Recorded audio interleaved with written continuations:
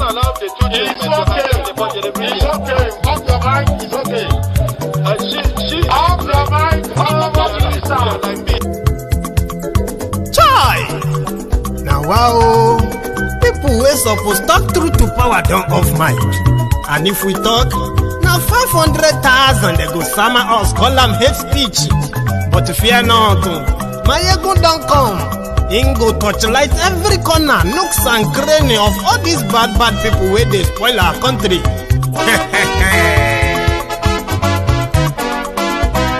So my people make we laugh, oh, yo yo. My ego don't come, oh, yo yo. My people make we shout, oh, yo yo. My ego don't come, oh, yo yo. My ego don't come, man of the masses, oh, yo yo. My ego don't come, oh, yo yo. My ego politico, yo yo. My ego don't come, oh, yo yo. This one not the off in mind, oh, yo yo.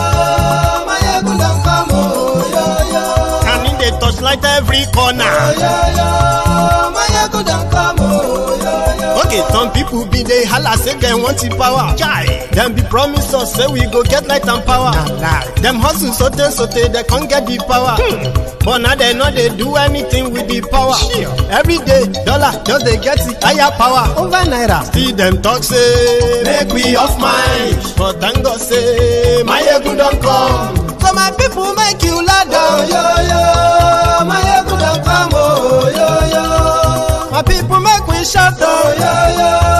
My ego don't come, oh, yo yo. My ego don't come, man of the masses, oh, yo yo. My ego don't come, oh, yo yo. My ego don't the politico, oh, yo yo. My ego don't come, oh, yo yo. This one not the off in mind, oh, yo yo. My ego don't come, oh, yo yo. Person where they do evil, no one make person talk. Them say that my egun, that man too they talk. He too they talk. Say my egun diary, he they hot like pepper. But every day then they take money in bulk. Poor man picking, they the street they hawk. Still them talk say, make we not talk. But thank God say, my egun don't come. So my people make you laugh, oh yo yo. My egun don't come, oh yo yo. My people make you shout, oh yo yo.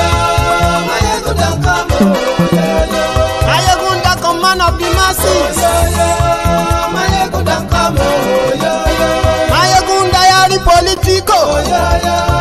My ego don't come, oh, yo, yo. This man not the off in mind.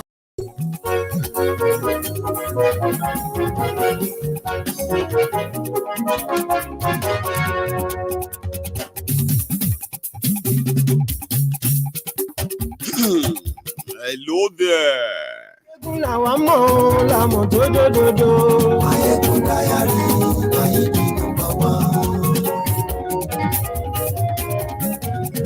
Morning to you, good afternoon to you, and good evening to you from wherever you are watching from. This is Mayegun Live. Glory Facebook, glory YouTube. God bless you too. Gbogbo ṣe ń lọ ni Mayegun dá wa sí. Àṣírí ọ̀jẹ̀lú kì í bò níbẹ̀ o. You are welcome to today's Sunday sermon, where we have our no holds bar session. Share this broadcast because it is also going to be an open mic. You can call in no time. Mayegun diary politico. Godfatherism kò sí lọ́rọ̀ Mayegun diary. Ẹ farabalẹ̀ sẹ́ o kẹ́gbọ́rọ̀ lẹ́nu o. Àní Mayegun làwa mọ̀ tó dòdòdò. Mayegun diary.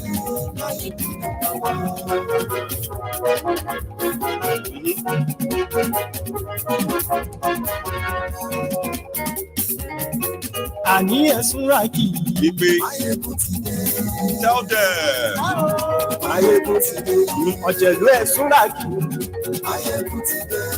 Àní ẹ̀sùn ràkì.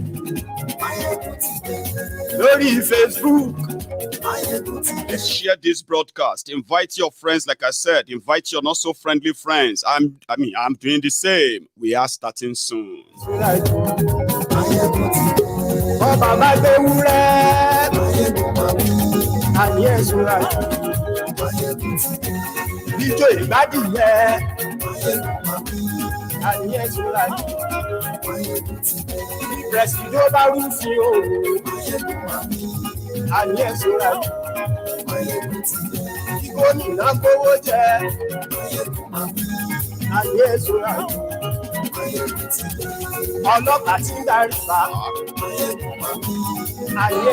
You will have to be laboring under a terrible delusion if you think you will do a better job for this nation than he did for Anambra State. Buyers, beware. A salesman selling a fake merchandise. Beware of people like Obi, my people. You cannot entrust your future or that of our nation to Mr. Sell Everything, Atiku, or the stingy Mr. Obi.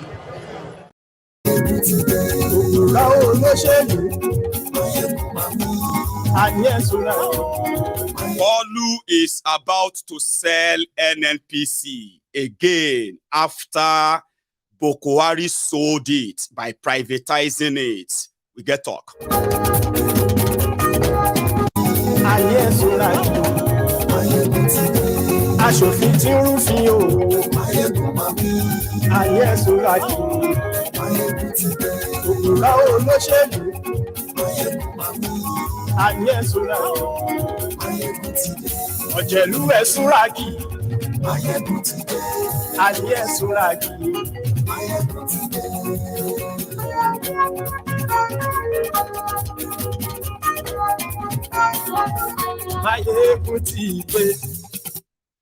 Thank you very much. I know it can be very annoying, Abi, especially if you are watching a replay and you are not watching it live. And those of you who are also new on Mayegun's Diary Political, we appreciate your congregation, okay? We appreciate that you are congregating with us in the temple of truth. But the difference between this platform and other platforms is that everything on Mayegun's Diary Political, right, is live. Therefore, it is like when you want to start a service, right, and you know that some people are going to be coming late, and you need to give them time to get seated, relax, get into the whole program. The first 10 minutes of Mayegun's Diary Political is for all of us to get ready. Read the caption of the broadcast. Read the description as well. If you fancy it, subscribe to my channel. Then like the broadcast. You can then jump straight into the comment section where you can begin to have a shit chat with other people. Why Mayegun continue to present as the GO of the Temple of Truth.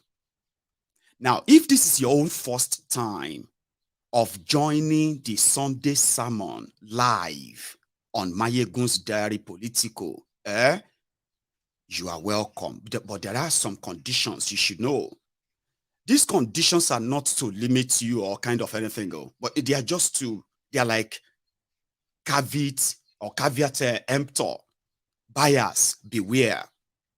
On Sunday sermon on Mayegun's Diary Political, this is where we're whenever we're supposed to call something red, we call it red. Do you understand? When it is black, it is black. When we see the thief, we call him or her a thief. When we see rogues and criminals, we call them what they are. Whether they are pastors or imam, whether they are old men or women, whether they are from your tribe or mine, on Sunday sermon, it is practically the moment where being politically correct is frowned upon. Do you understand? Like, for example, if you suddenly feel uncomfortable, that, okay, I mean, I don't feel comfortable the way you are talking.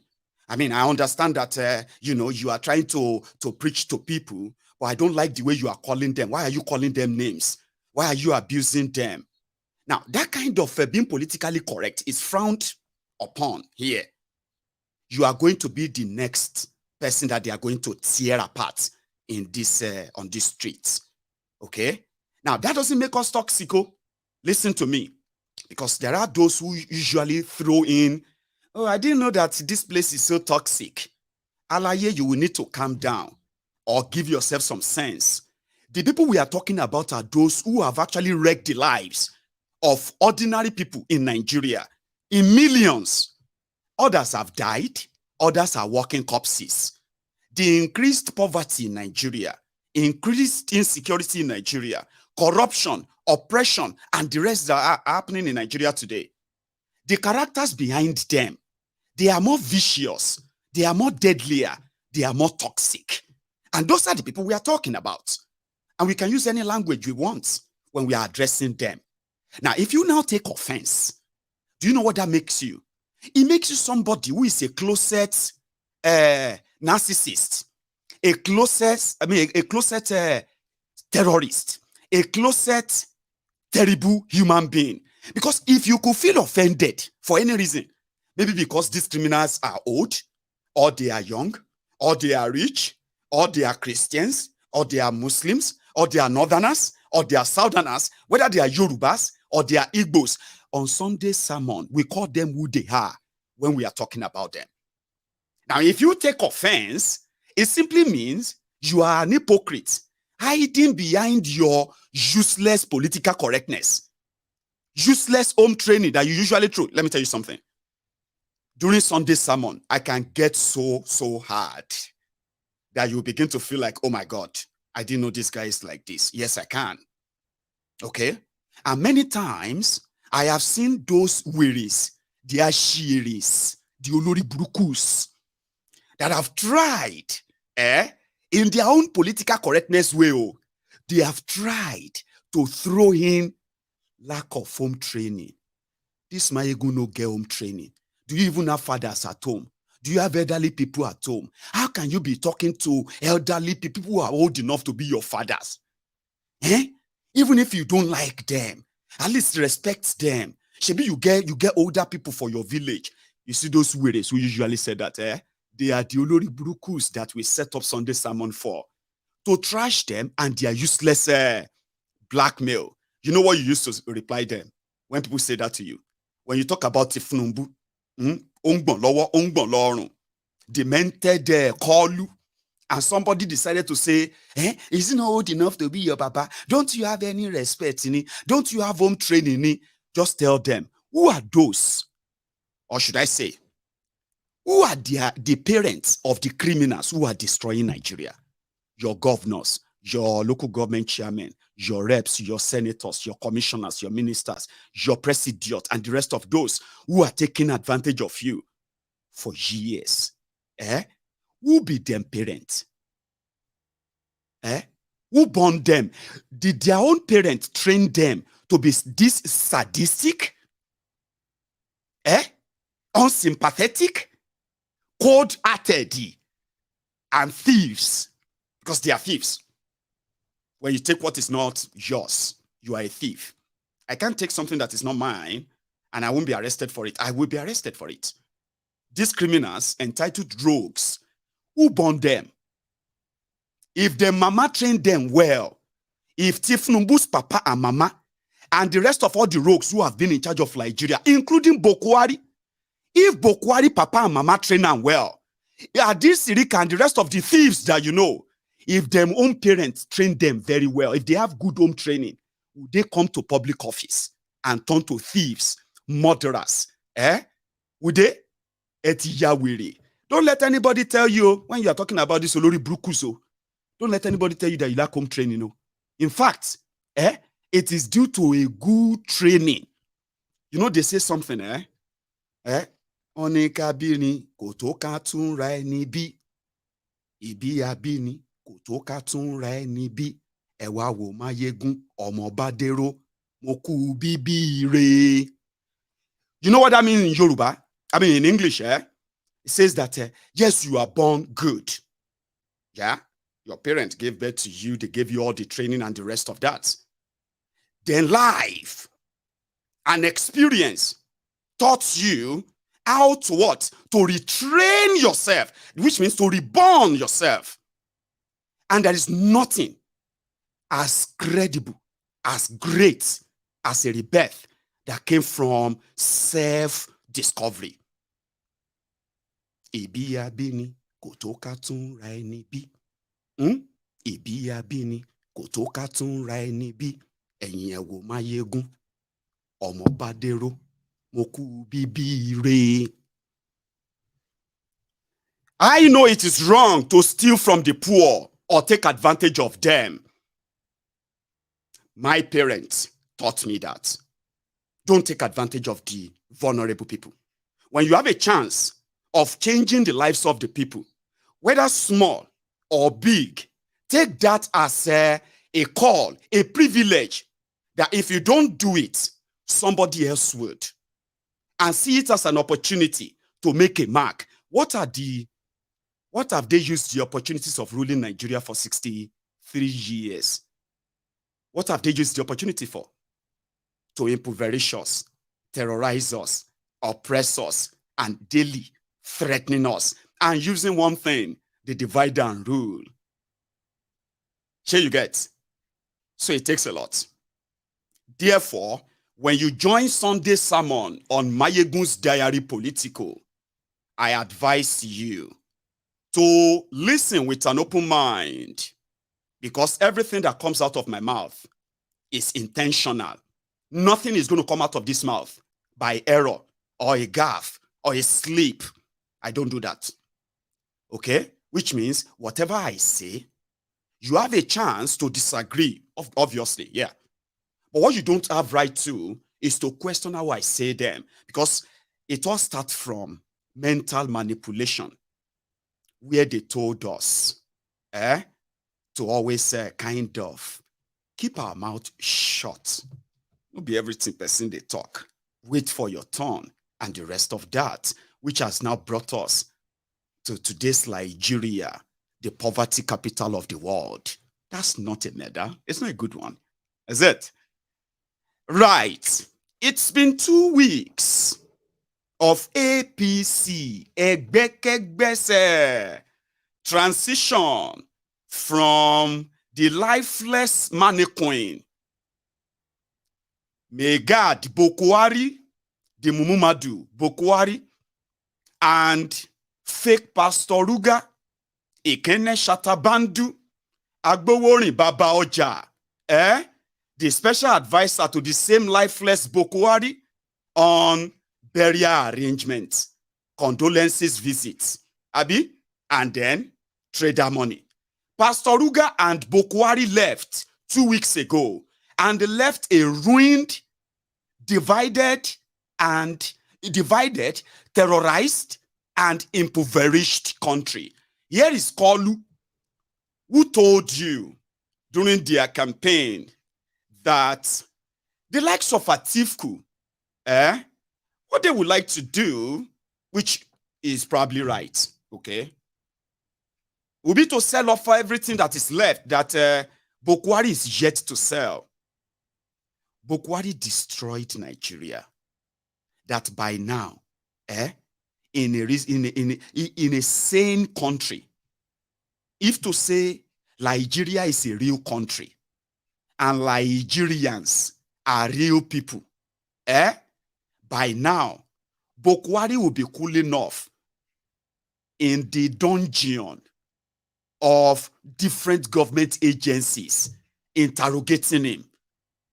And 99% of everybody that is part of that Bokohari's government by now would have been arrested, like a mass arrest, including police, soldier, military, judiciary. By now, it would have been a mass-scale arrest. But they won't do that because a thief cannot, thieves cannot arrest other thieves. in this world of thievery, in the world of corruption, there is something called esprit de corps. We have the same blood. But something is now cooking, which is reverse psychology. Currently, they are now planning Thiefnubu within 2 weeks. Before we even get to Thiefnubu, said 2 weeks, let's go back to Bokohari's last 12 weeks. One of the things Bokohari did to Nigeria was to destroy what you would call the spending power of the people, which is the economy, right? By devaluing the naira enough that it will likely not recover, not anytime soon. Do you get that? I mean, not this way. Now, in the course of doing all of that, the Bokohari's government, they also attacked Nigeria's source of revenue, the crude oil. Bokohari was supervising the stealing of Nigeria crude oil, 700,000 barrels every day for over 7 years.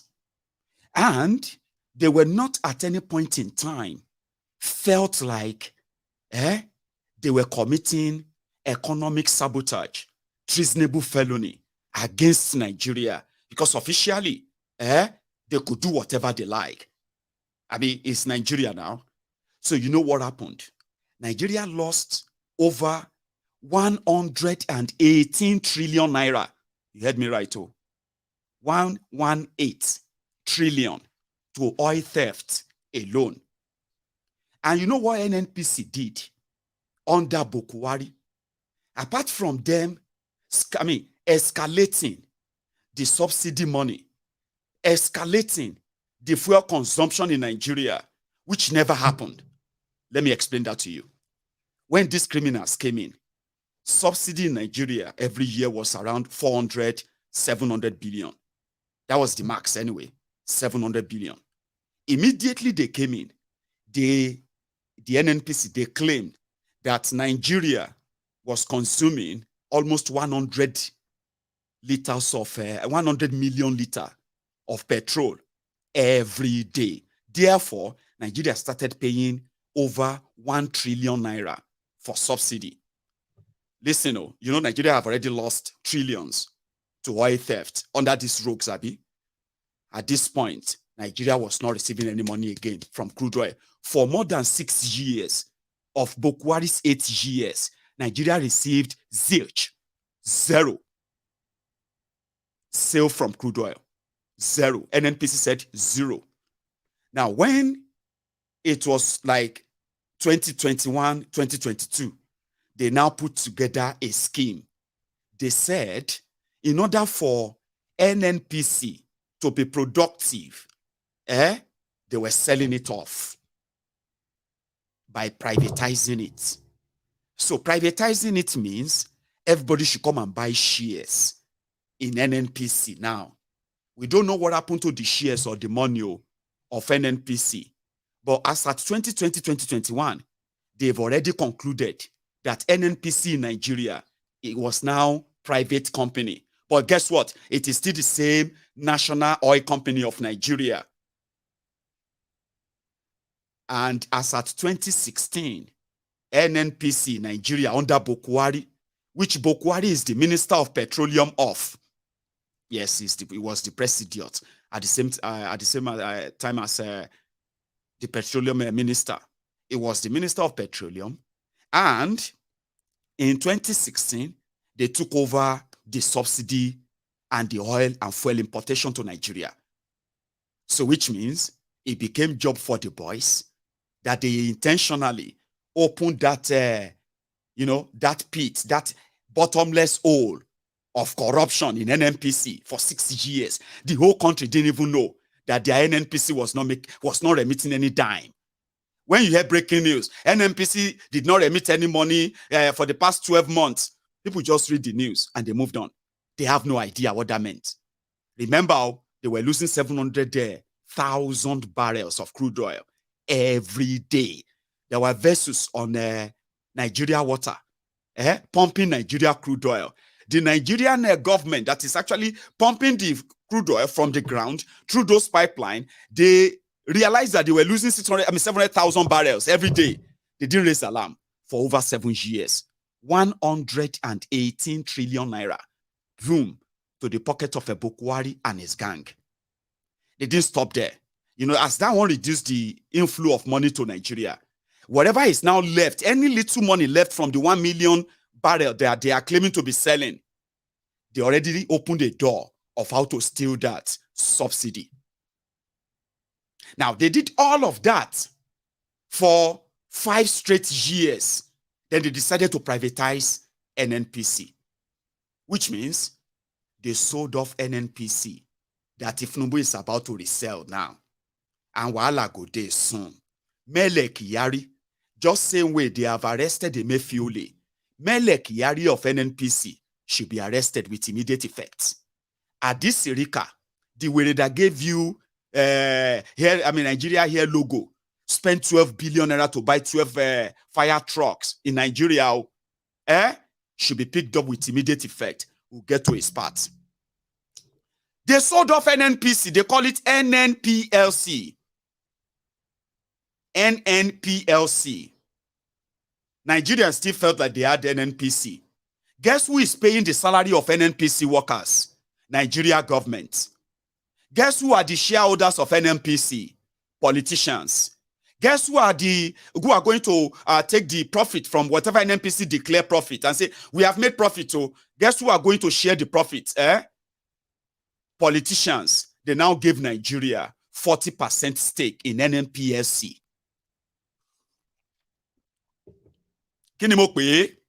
NNPLC.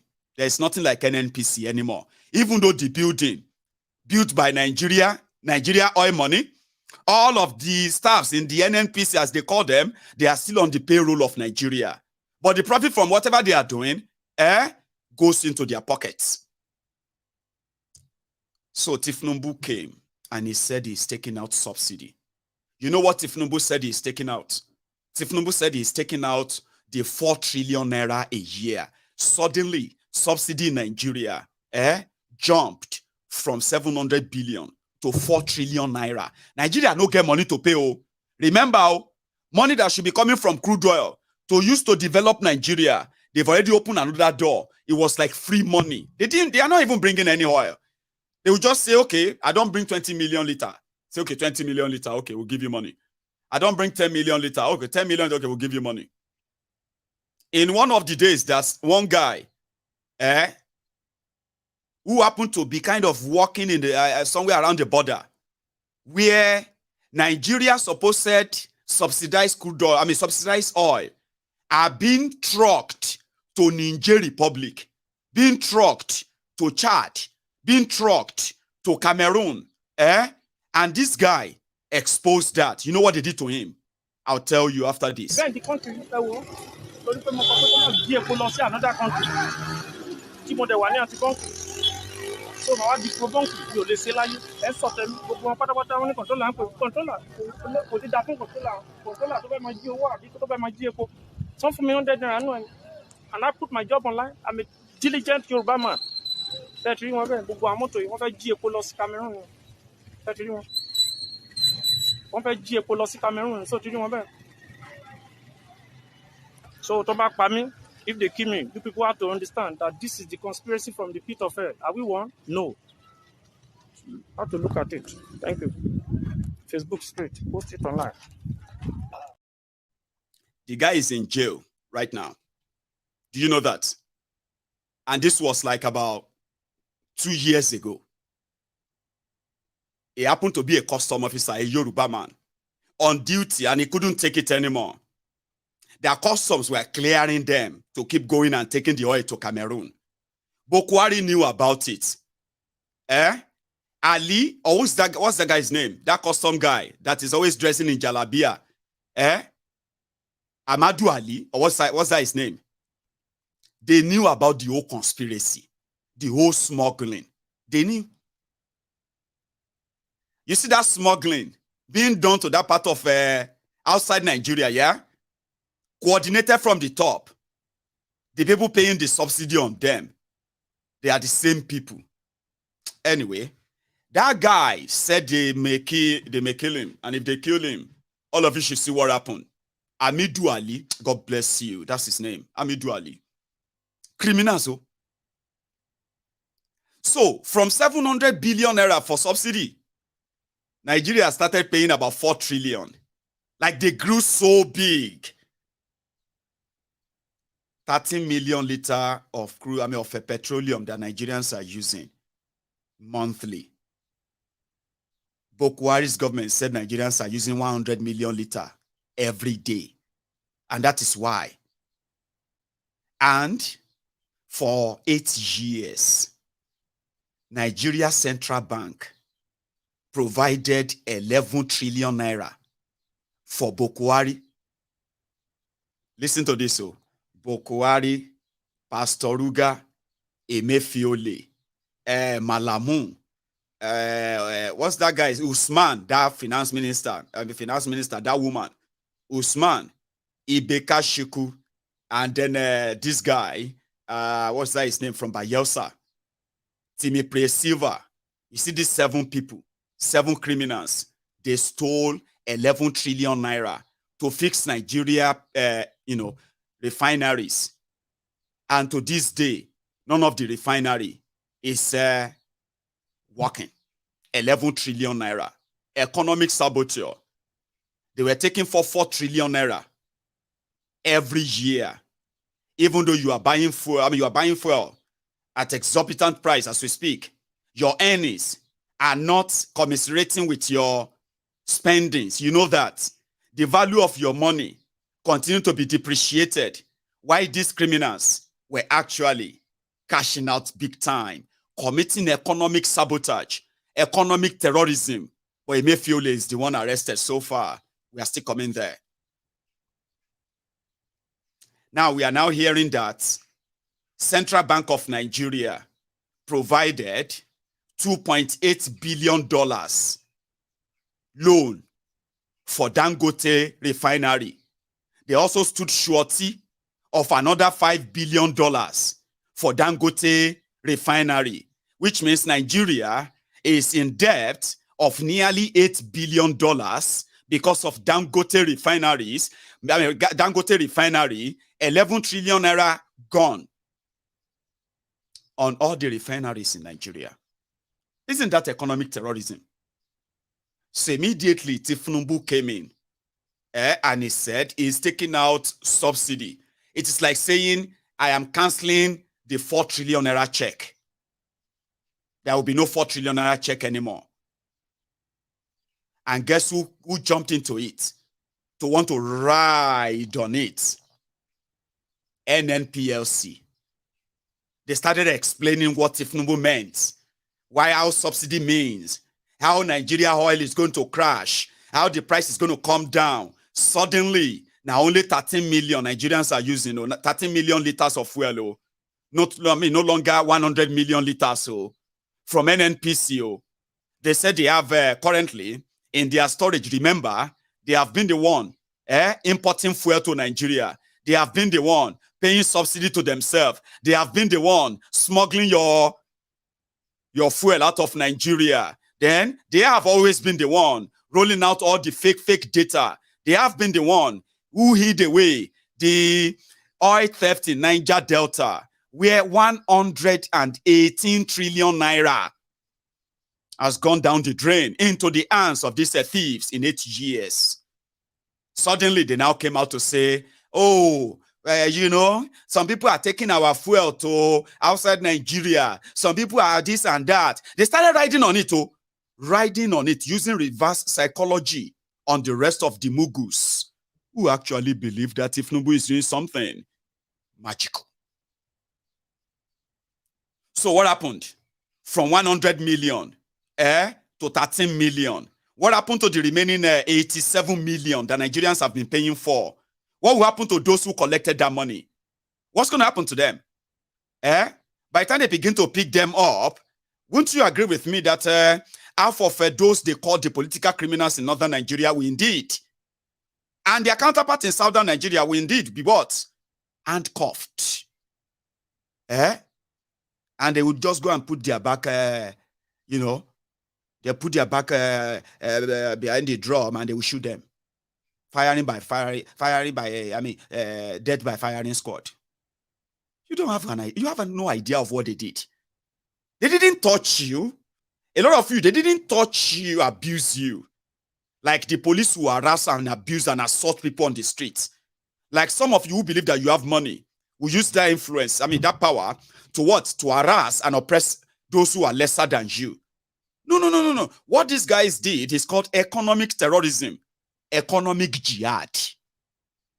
Economic jihad. War, a lot of you, for the past 8 years, your pastors have convinced you, your babalawo, mamalawo, and all those the rest of lawos have convinced you.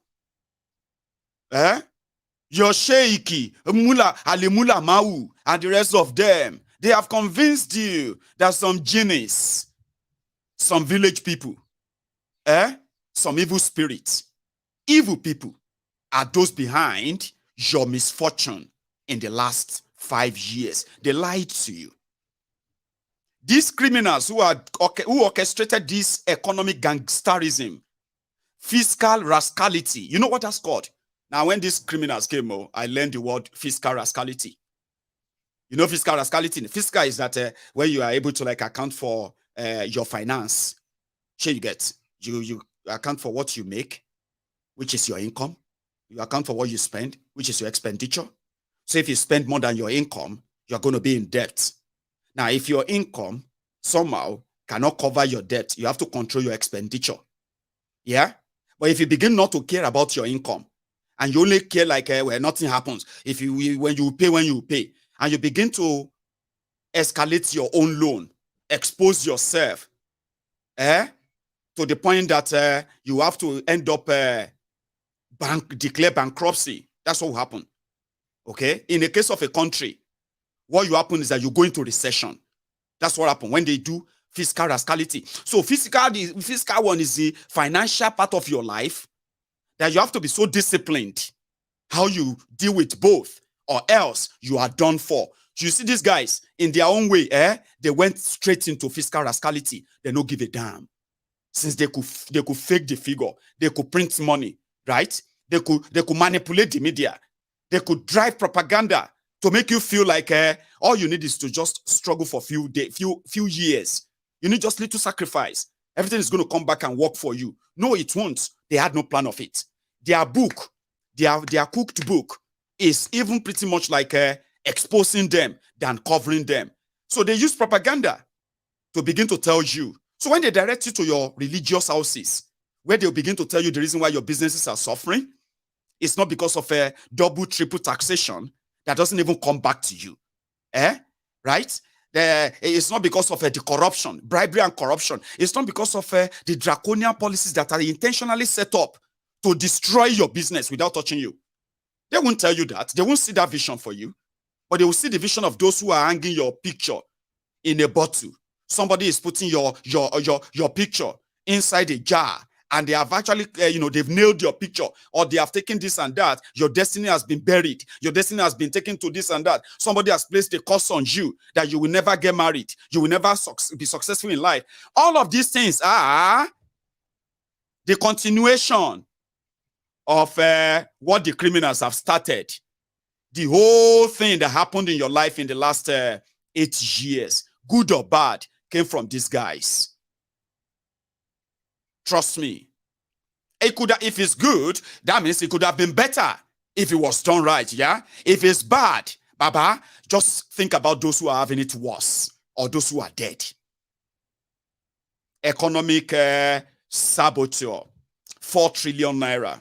Nigeria no get that, so you have to go and buy your fuel at 800, 700 naira, whatever they sell it to you for. You know that automatically alter your life. It will alter everything that you hold dear, your everyday life. That singular decision will alter it. That's why they told you they probably would do something and give you something and blah, blah, blah. No. Kalu has put together. They call them the Policy Advisory Committee. Yes. Policy Advisory Committee will review things that Bokohari did. Wala is still loading, it never started.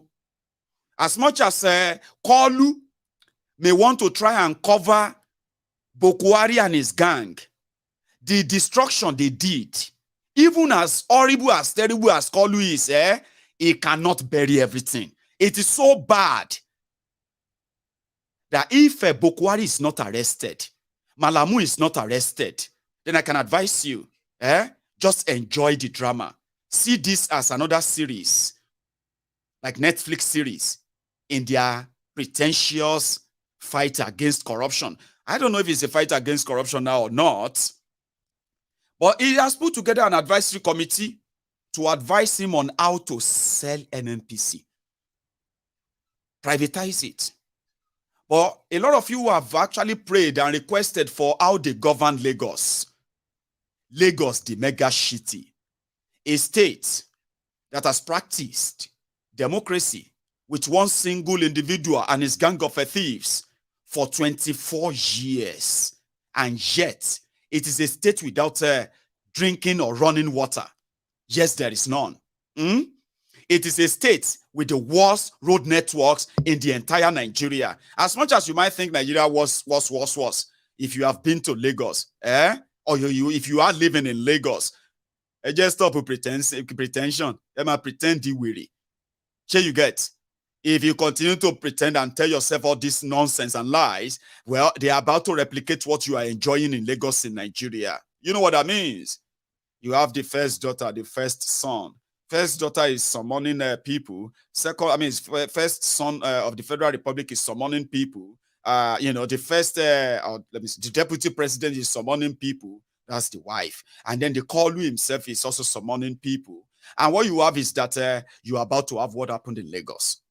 And it will all start with the selling of the government properties. For those who know Thiefnubu and gang very well, there are so many abandoned federal government properties in Lagos.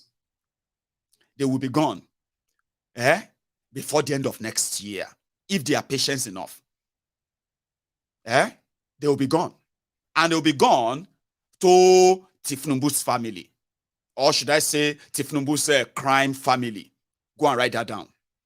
Now, for the NNPC that Bokohari already sold, so they are now trying to work out something that is now going to be, a different sale entirely. Okay? It's like it will be called unbundling. Okay? They will sell off all the refineries. Right? And then, again, the issue of renewal of oil block licenses and the rest of that. Okay? This time around, Kalu can reallocate them to his friends. And, you know what somebody told me? When we were having a chat about Kalu, Yoruba to Yoruba.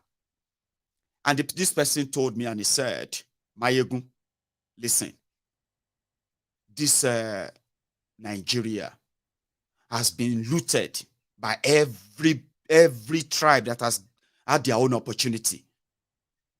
And what they did was to allocate the resources of Nigeria to themselves. Like, it has become so much like, it's okay, the crude oil and gas in Niger Delta and Igbo land, even though they are thousands of kilometers away from northern Nigeria, but being owned and controlled by these northern criminals and families, it's like to the rest of Southerners and the rest of Nigeria, it's like, that's okay, now that's normal, now them they control the oil. Now the Niger Delta people get the oil, but now the Northerners, they control them. So this, my friend, was telling me that what is wrong if Thiefnubu now share the whole thing to his own Yoruba brothers like the Northerners have been doing all this while. So what is wrong with that, Mayegun?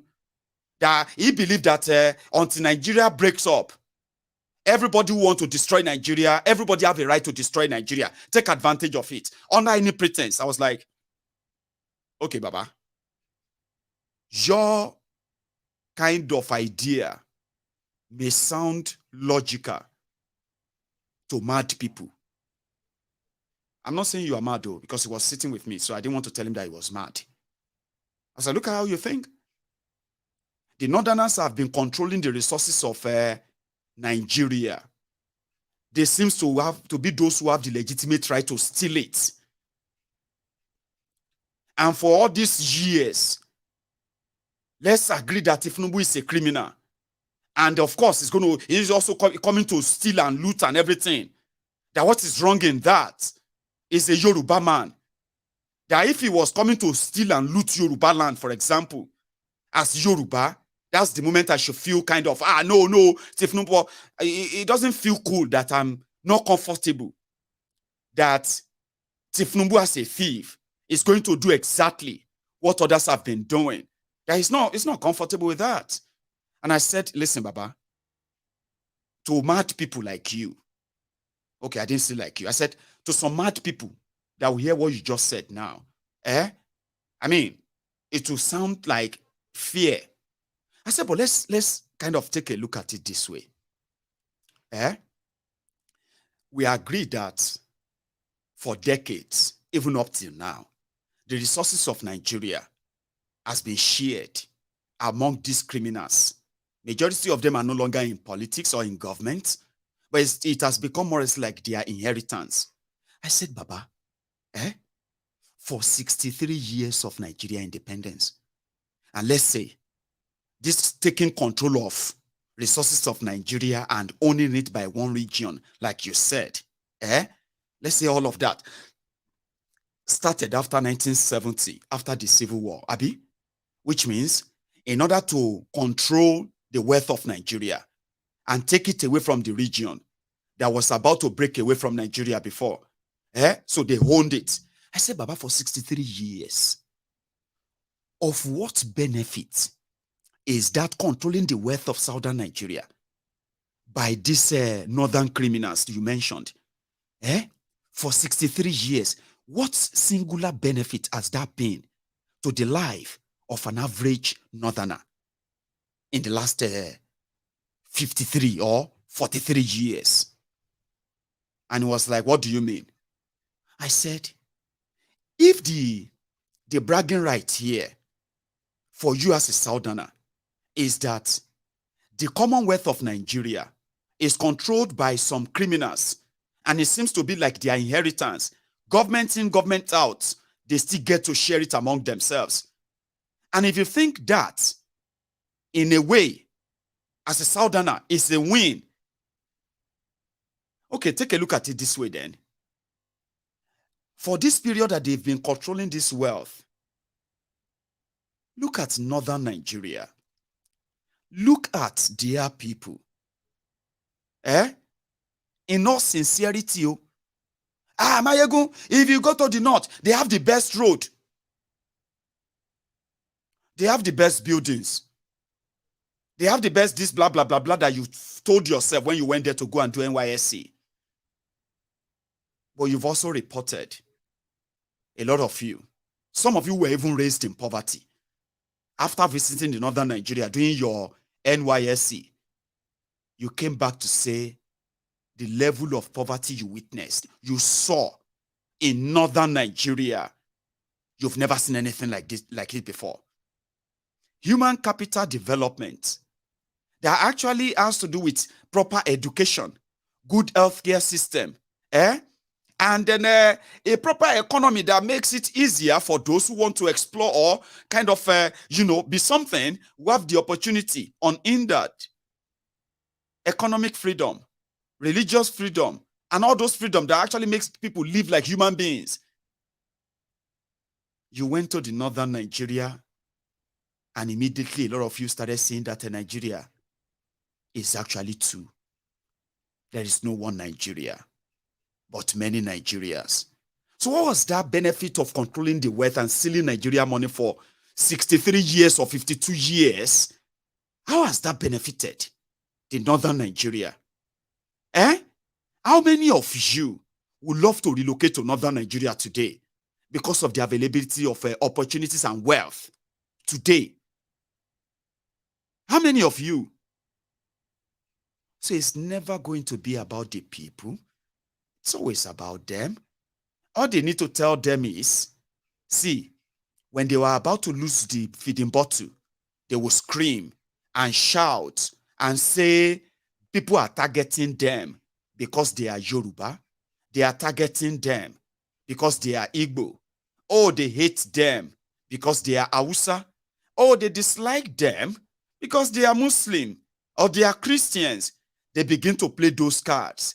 And the mumus, the mugus, the 200 million mumus Nigerians, they go begin to come out cloth. Of course, is it the only person? Is it the first person that will first do that? Let's be honest with ourselves. This country has been like that for long. They are accusing him. They are attacking him because he's a Igbo man. They don't like him because he's a Yoruba man. They want to do all of that nonsense. 200 million mumus. They divide and rule that work very well. Thanks to social media, we are breaking that chain. We are breaking that hold. And they are calling us rebels. They said talking about it makes us the incitors or inciters. They said we are inciting the people to begin to reject the old order, the lies, the repetition. You know what I mean? It's almost the same thing, right? The same pattern, the same way. And a lot of you probably don't know that in their world, right? When they say come in for the menu, we are going to have a menu. Ladies and gentlemen, you dressed up and you attend the menu of Nigeria rulers or criminals. You have no idea that you are actually going to be the menu. We're going to change your life. We work with you to build a Nigeria that is not corrupt. We did this and that. Telling you to dress up. Let's go on a journey of making Nigeria better. And you dressed up for real because they are Yoruba, or because they are Igbos, or because they are Hausa or Fulani, or because they are Muslims or Christians. You dressed up for a journey. Didn't know that you're actually going to be the menu. Those who listened to this back then, today, not all of them, some of them knows better today. We work with you, Loriro. We will work with you to build a Nigeria that is not corrupt. I bring you a message of hope.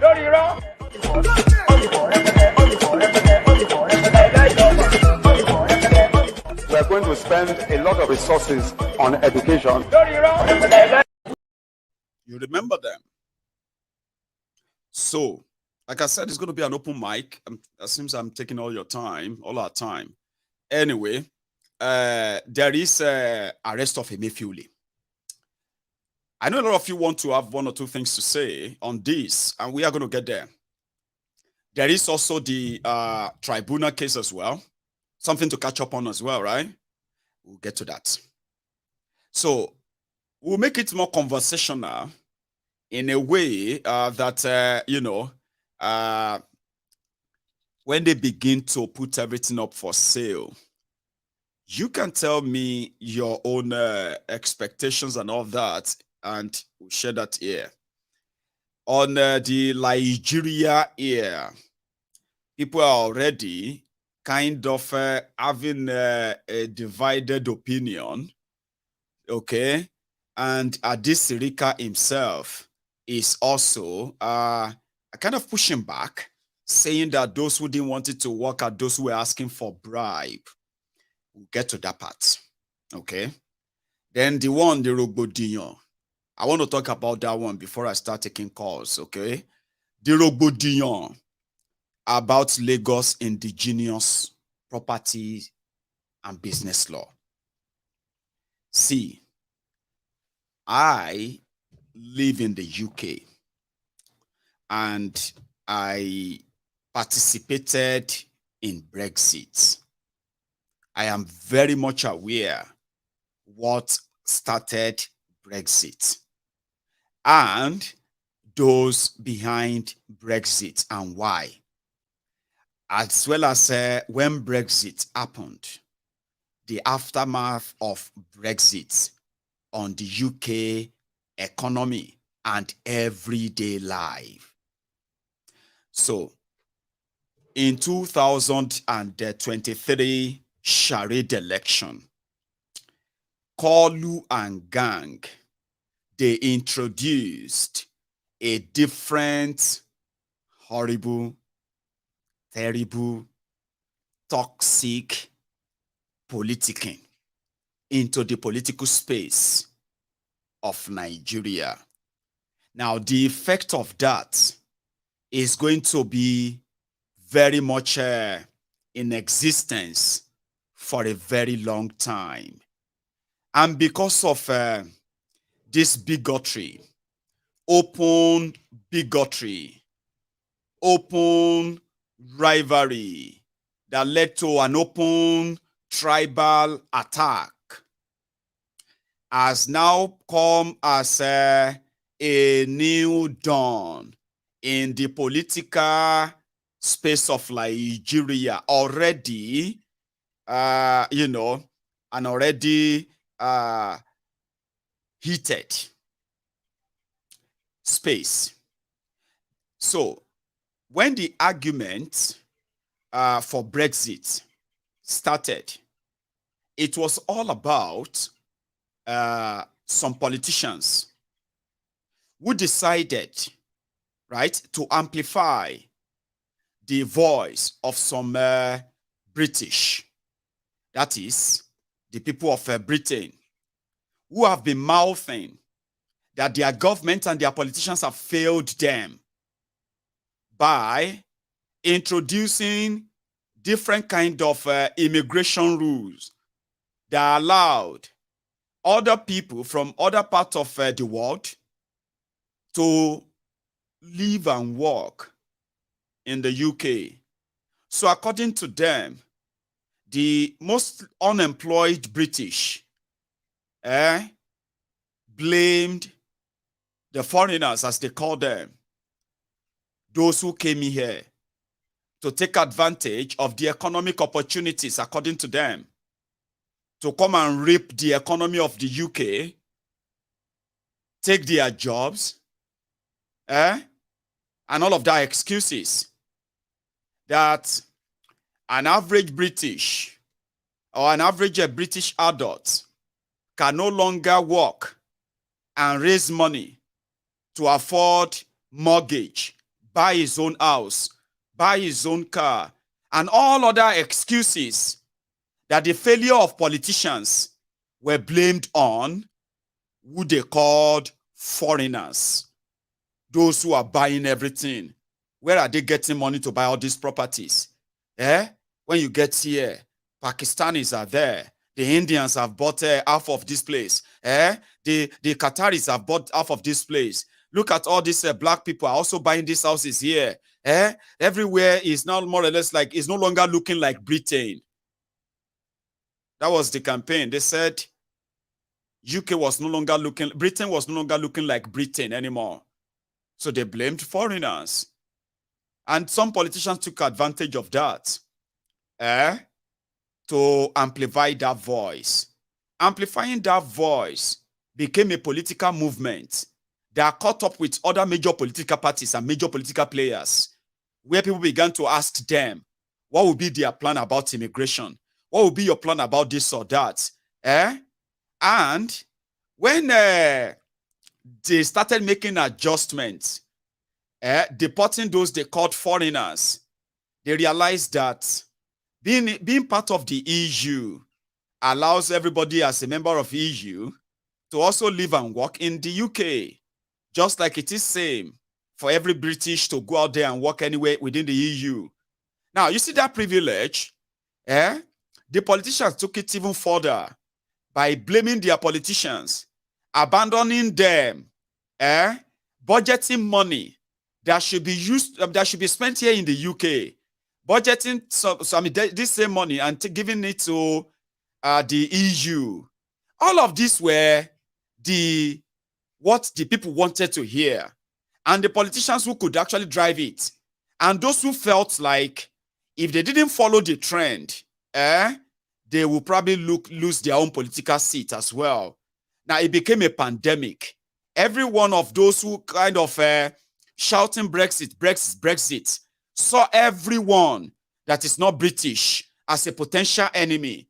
In fact, it was like a madness.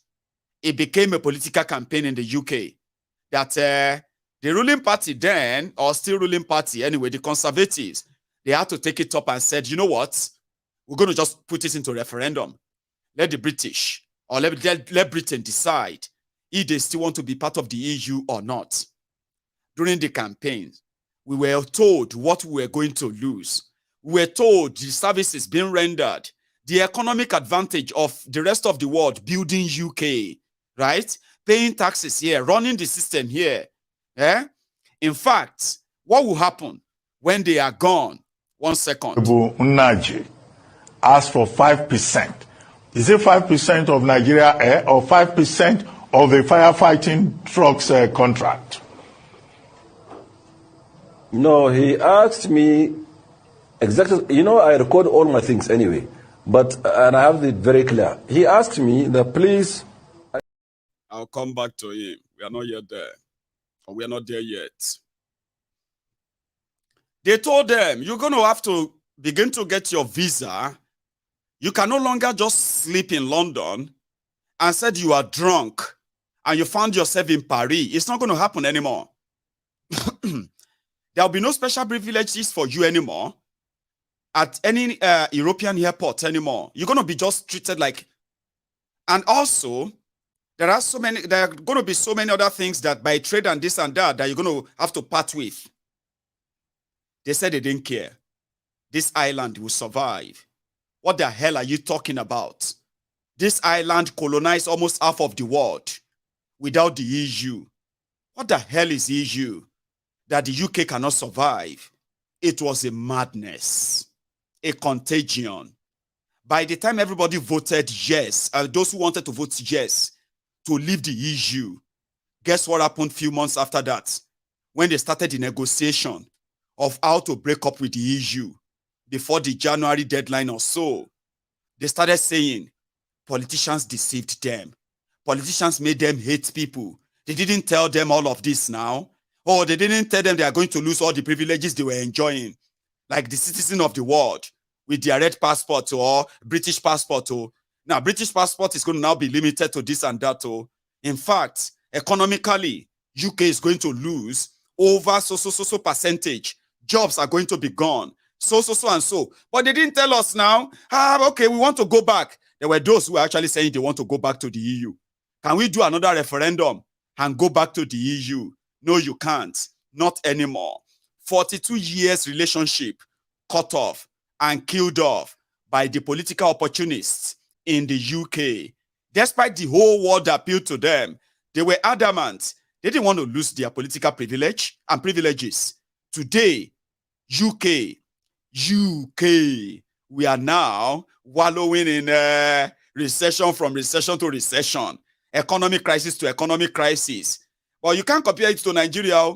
They still they pay people who lose their job here. They still they pay the house rent of people who cannot pay them. They are still giving people money. They still have access to free healthcare and the rest. But our NHS has been suffering. Today, we are now going to all African countries. From UK, going to all African countries. Stealing all of them.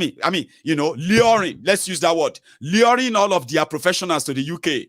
Your doctors in Nigeria today, more than 10,000 doctors from Nigeria have been relocated, or practitioners from Nigeria, they have been relocated to the UK with promises of the good life. You get good life. Over 7,500 school teachers have been taken from Nigeria. Over 7,000 school teachers have been taken from Ghana. Yes. More than 5,000 doctors have been taken, medical practitioners have been taken from Ghana. They are giving them visas that will give them indefinite stay in 5 years. I'm telling you this. That's because of Brexit. Today, we are still trying to recover. We are not, and it's not likely. UK, London, the financial capital of the world, can no longer keep us too safe. The UK Central Bank, they call them England have been a London Exchequer. It's like your central bank to manage this economy, UK economy, because of this singular political decision. Ladies and gentlemen, see, maybe UK is too far. I use that because it's so recent. The foreigners are gone. They are back to their countries. Yes, they are gone. The Europeans, those who wanted to stay though. In Scotland, we were telling them to come to Scotland. Don't leave. Come to Scotland. Nobody will do anything to you. Come here. Yes, Scotland offered them that. If Britain says you have to leave, if England says you have to leave, come to Scotland. We'll house you here. Maybe Scotland or UK is too far for some of you political morons, on-boot slaves that are shouting, Yoruba own Lagos. Lagos is Yoruba, this and that. The politicians who felt shaken, who were shaken to their foundation by the political movement of the obedient, the criminals, they used tribal division, tribal rhetorics, hatred for Yorubas and Igbos. They created the division for political reasons. A lot of you believe you are fighting for Yoruba. You are this. Now they want to make laws to chase all the Igbos away. Chase all of the foreigners away. Non-speaking Yoruba. I mean, if you are not speaking Yoruba, your days are numbered in Lagos, not the rest of Yoruba land. See, you can go to Ogun State, go to Ondo State, go to all these places. So you are welcome. Go there and buy lands. They will sell you lands. That's the Yorubaness in us. You see those criminals in Lagos, majority of them are not from Lagos. They are not different from the criminal politicians of the 80s and 90s in Warri, today's Delta states, ladies and gentlemen. If you are from Warri, if you are from Delta state, if you grew up in Delta state, maybe you are not from Warri, you are not from Delta. Delta used to be like Lagos, for those who know Delta state very well. You know why? Warri and the rest of this place, they had oil. There were businesses booming, companies rising. I'm talking about good pay, good life, I mean, nightlife. Warri was like Lagos. If you grew up in Warri, raise up your hand. In the 80s and 90s, raise up your hands. Just say it. And tell me if I am lying, so that everybody can read it in your comment that you are lying, Mayegun. You will see Yorubas, Igbos, Hausas, Fulanis, everybody from all over Nigeria in Delta State back then. It was a very good life, promising. Then something happened. People started feeling like there are too many people who are not from Warri. People who are not from Delta State. They are controlling everything. They're everywhere. The real Delta people are no longer, they are not enjoying their land. So everybody must start paying rent. Politicians that were supposed to invest in the young people, yes, so area, they say area, Warri, area. They say they use politicians who were supposed to invest in their people, education, and the rest. They were just enjoying. Everybody just do your thing. When this generation of untrained people in that part of Nigeria, when they started growing up, as entitled, uneducated brats. And you know where they end up from? Their parents. Their parents, who some of them became small village chiefs in Warri and all these places. So they became village chiefs and all of that. They gave themselves title and they started sending their children to go and collect rent from all those businesses around there. You cannot do any business in those places if you don't pay. You have to pay. The bigger your business, the bigger your pay. If you don't pay, they will fight you, the entire community. Then it became a community thing. The community are not asking you for. If you want to come and give them water, you will pay them to drill that water for them. To drill that borehole for them, you will pay them first. If you want to go and build them hospital, you will pay them first before you will begin to build anything. It started like a joke. Then it became a thing. It became a thing. And today, it is a big thing. Do you know what changed? The bubbling and buzzing bubbling and buzzing, worry, the economic, the financial, all those things, gone. Gone completely. If I am lying, please tell me. You are lying, Mayegun. That's not what happened, Mayegun. It is because Nigeria did not do anything to develop the place. That is why the place, commercial activities died down in the place. Is that what you are telling yourself? Tell me I'm lying. What I just said now. Just say it to my face. Say, Mayegun, you are lying. That's not what happened. Development fee is what it's called. And this development fee is now a legally entitlement across the entire Niger Delta where they are producing oil. If there is anywhere they are drilling oil in Nigeria, today, go there. You will see old men, old women, young women. That is what they feed on.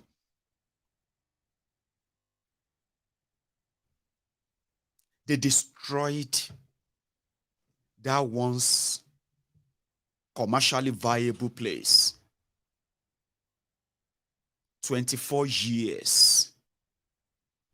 Thiefnubu and gang, they are rent seekers in Lagos who have actually built nothing per se other than the show-off project that has taken your lifetime to completion. Nothing you can really point at and say is actually officially completed and functioning for the past 10 years in Lagos State. See, this thing was built 15 years ago, completed 15 years ago, and is pretty much in very beautiful shape. And all of that. No, they have nothing completed. And that is why they will never open their book. 2023 shook them to their marrow, to their bone. They could have lost everything. They lost it, but they had to force and rig it back. Now, in their mind, the same idiot politicians who couldn't convince Yorubas in Lagos to hate on Igbos and vote for them, and yet still got rejected by Yorubas in Lagos. You know now why they were busy targeting Igbos. Yorubas that they thought we should be on their side, they still voted against them. Sure, you know. But shamelessly, they want to hide that shame. We want to fight for indigenous people in Yoruba land. So when Obasa made that law and they sent this out, Obasa is trying to kind of replicate Brexit and Warri ghost town in Lagos. It is not going to happen overnight. Some of you dumbos, what they have just done, when it is finally concluded, Lagos is not going to lose steam immediately. It is going to be gradual. And then you begin to notice. And before you know it, Mayegun forget, Lagos is Yoruba land. Of course, Lagos would have survived. Based on what survived or what made Lagos succeeded up to this point. The arrested growth of Lagos State by Thiefnubu and gang. 24 years arrested growth of Lagos State by Thiefnubu and his criminal gang has been, could have killed the entire Lagos and turn it into what a lot of you probably would have called ghost town today, even with the sea and the rest. People who have been the lifeline of Lagos, those who are running the macro and the micro economy, those who you are taking rent and taking taxes from, the numbers of those who genuinely work their asses off and feeding Thiefnubu and his criminal gang and their family, they are the people you are about to chase away. You rent seekers are not trained on how to make money. You are only trained on how to collect it. Thiefnubu and gang didn't create wealth, okay? They create gang of tax collectors. Now, when those who are paying that taxes are gone, the taxes will be gone. And it is going to be gradual. That's what I'm telling you. So it's not going to happen overnight. Because the likes of Thiefnubu didn't create wealth. They don't know how to create wealth. They only know how to create poverty. Share you get. So we encourage them to do it too, and do it very fast. Because the bottom line is this. They are already telling their thugs to begin to tell people to come and verify their land. You come and verify. You know all those markets, they are owned by government, sure you know. And government can revoke the licenses or CFO of those markets. And everything on that market and everything in there and everyone will be gone in a split second. Do you know that? Now they are going to do that. They are going to revoke some market CFO in Lagos. They are going to say they are going to relocate you. For example, with Obasa and his plan, a lot of your parents are going to lose their properties if they are non-Yorubas. Okay? Because anyway, the land was sold to them. Those who sold the land to them in Lagos, they have spent the money and they've lavished the money. Money gone. The property is just now. But the likes of Obasa and what they are about to do is about to empower those land grabbers to begin to ask you to bring your papers. If they say your papers are not original, even though they gave them to you, they are not original. Who do you think you are going to run to when you are not a Yoruba man or a Yoruba woman? You run to court. Okay. In Nigeria. And you believe they are court, Abi? Okay, yeah, you run to court anyway, so good luck with that. Okay? So, they are going to say they want to relocate markets. And that's the primary goal. Don't let them do that to you. So that you can come out here and begin to say they hate Igbos. They hate, the Yorubas are bigots. Yorubas are not bigots. Thiefnubu's political ideology is a contagion. Thiefnubu's political ideology is toxic. And you are about to see the worst toxicity, political, tribal, ethnic toxicity that you've ever seen in your life. You are about to witness them. With Thiefnubu, everything is tribal now. Everything is ethnic now. Do you understand? And it is a battle that they are willing to make physical. They are willing to make all their threats real. It is not a mere threat. It is not a mere talk. They will make your life a mess if you are not a Yoruba man. Listen to me.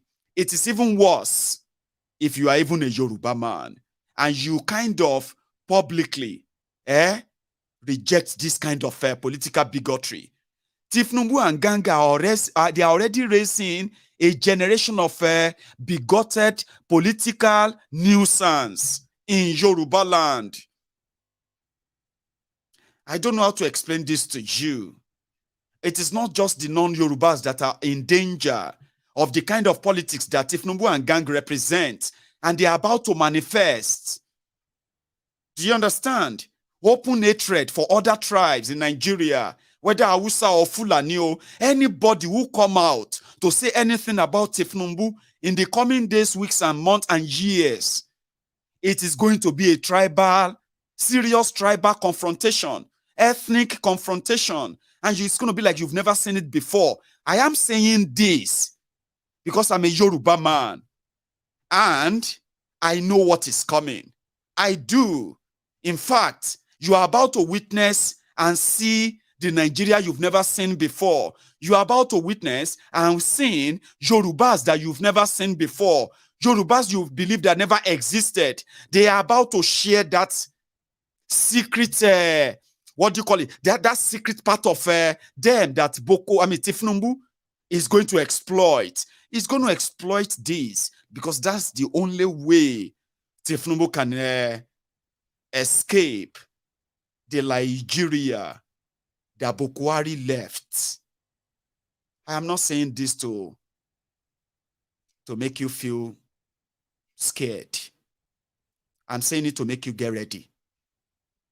You are going to see Yorubas, I'm not going to say, oh, they are not Yorubas. Oh, they are fake accounts. I'm not going to be somebody like that. Because I know the people that will be blowing the whistle, the dog whistle, they have been doing it already. Sure you get. If you disagree with anyone right now, and everything that goes on or everything that will be going on in Nigeria today is going to be competition. Toxic competition. If an Igbo man does something, and they say Nigeria achieves so and so, Yorubas will attempt that same thing to prove to you that whatever anybody achieves, you achieve it for your tribe. Whatever you do or anything you say, if you come out to say something, they will say you are saying it because you are Igbo. You are about to witness the worst toxicity. And Thiefnubu and gang, they are widening that gap.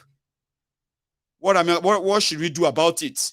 The first thing you should know is, the first thing you should do to fight it is to know its existence, is to know that there is a plot, and is to know that this political thing that APC represent, divisive politics, this ethnic, tribal, divisive politics of Thiefnubu, that you are about to witness it in a never-seen-before stage. If you are a Yoruba, if you decide to come out and condemn Thiefnubu, you are not only going to be called Omoale, you will be targeted. Some people are going to be religiously, they will feel like if they attack and kill you, they are defending the they are defending Yoruba's heritage. Thiefnubu and gang are building on that, and I'm not making it up. It's already happening. So what you are going to witness in Lagos is that they will tell you to go back to where you come from.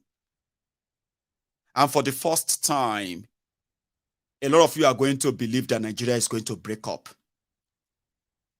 They are going to make you believe that Yorubas are toxic people. They're going to make you believe that Yorubas are hateful people. They're going to make you believe that Yorubas are intolerant people. They're going to make you believe that Yorubas are violent people. All of these are going to be done for the sake of one single man, a drug addict, drug relic, Thiefnubu. And if you are non-Yorubas, your case is very clear. At least you can tell why. You will be a target. But that you are a Yoruba is even worse. Some of them may kill you in your sleep because they will believe defending the Thiefnubu is defending the heritage of Yoruba. And there are generations that are already forming that political idea. The longer Thiefnubu stays, the deeper the shit we are into. So I will be here to continue to try to de-escalate the Kotokoto and the tribal, ethnic, slaw, division policies that are targeted at people. I'm going to be here every now and then to de-escalate them, because you are about to witness something you've never seen before in Nigeria. People are still going to be getting killed, getting kidnapped, and the corruption is still going to be escalated. But the difference now is that it's going to be WWW. Wide West. And it's going to be physical. When they begin to make laws that says, even though you are all Nigerians, but when you enter Lagos or enter a part of Nigeria, you are not wanted. It's going to be a matter of time before everyone else will realize that they have been lying to themselves about one Nigeria. Ladies and gentlemen, but some believe that they could still pull the magic right there in court. Emefiole. Ladies and gentlemen, I will leave that to you to come and add yours to it. Yeah, Emefiole is being seen as the fall guy. What do you see him as? Well, right. They've appointed somebody else to take place of Emefiole, and his name is Folashodun. Adebisi Shonubi. Now, according to what I have been hearing, sure you get, they said by ranking, the person who was supposed to be the next in line when Emefiele got suspended was this Aisha Amado. Are you with me? Aisha Ahmad. And after that, it should have been Edward Adamu. Then Folashodun Adebisi. Then Kingsley Obiora. Now, don't think because of the way they put the picture here, this picture was put up according to their positions, okay? And from what I heard, they said she would have been the one. But like I told you, we are done. You have seen the Fulanization and Northernization agenda of Bokohari. You are welcome to Yorubanization and Westernization agenda of Kalu. Yorubas will take more than 80% of the every appointment in the serious appointments in the Thiefnubu's government. Don't let anybody tell you otherwise. He's going to put people that he trusts that will help him ferry all the loot and everything they want to do and bury all the bodies. So that starts from where the money comes from, the central bank. So the Northerners, they are now kind of mostly those who are Bokohari's people, the jihadist fanatics, the Islamic fanatics of Bokohari. They are now kind of worried that Thiefnubu is Yorubanizing Nigeria. That instead of somebody who is qualified, that Thiefnubu don't go pick a Yoruba man. And a lot of people are telling them, oh yeah, go to court. So this man is a mechanical engineer who also majored in business administration and is now your acting central bank governor. That one already sealed. Wait for the names of the new service chiefs. By the time you realize that it is no longer going to be about the North, or maybe it's going to be. Imagine when Kalu announced the name of the chief of army staff, and you hear the name Agbaji Agbabiaka, the chief of army staff, chief of naval staff, Ogundamisi Olabode, chief of air staff, Folashade Morenikeji, protocol officer, Ajanle Koko Ajangbadi. At that time, I go just say, hey, don't say it. Oh, yeah, we'll see how them go react to that one. EFCC chairman, Cynthia Okereke, DSS director, Lukman Ifawole, NIA director, Musiliu Obanikoro, this and that. This is Yoruba. This is what you say. Yeah. Oh, yeah. Most it go be. Turn by turn like Nigeria Limited. It go soon start. Central bank don't happen. You know what some people said? They said, number one, the councillor Aisha, she's from the north. No way. They're not going to give it to anybody from the north. Edward Adamu. Which one is Edward? Is he an Igbo Adamu or what? Where is he from? No, that name is confusing. Yodanu. Folashodun Adebisi Shonubi. Okay. Sir, but there is also Dr. Kingsley Obiora. No. We are just done with one Emefiole. Don't go. I don't want Obiora. So what happened to the Folashodun, sir? Folashodun, which kind mechanical is he? Na ball repairer, be na truck repairer. No, it's mechanical, sir. Anything mechanic. She na mechanic. She dasun abi gentao abi ewoni. Which car? I don't know, sir. But he's a mechanical engineer, sir. Did you say he also has business admin? Business admin. Oh yeah, Mark Orukwe. Pick up Emefiole, and the rest is history. Sure you get. So Kalu and those who sought to the arrest of Emefiole believe that it is a ploy. Put Emefiole away so that we can then play the Dasuki Gates card So we can tell the people waiting Emefiele did. Do you understand? They said Emefiele is sponsoring IPOB. And they want the court to give them 2 months to lock Emefiele up so that they can go and get evidence that Emefiele is sponsoring IPOB, that Emefiele is sponsoring bandits, that Emefiele has printed so much money to make sure that he destabilized Nigeria, that Emefiele, after signing a deal with some enemies of Nigeria in order to destroy Buhari's government, Emefiele went into the asshole rock and he sold an idea of Naira swap, change of Naira, to Bokohari. But Bokohari was so dumb and stupid that Emefiele got Bokohari's approval to go ahead with the idea.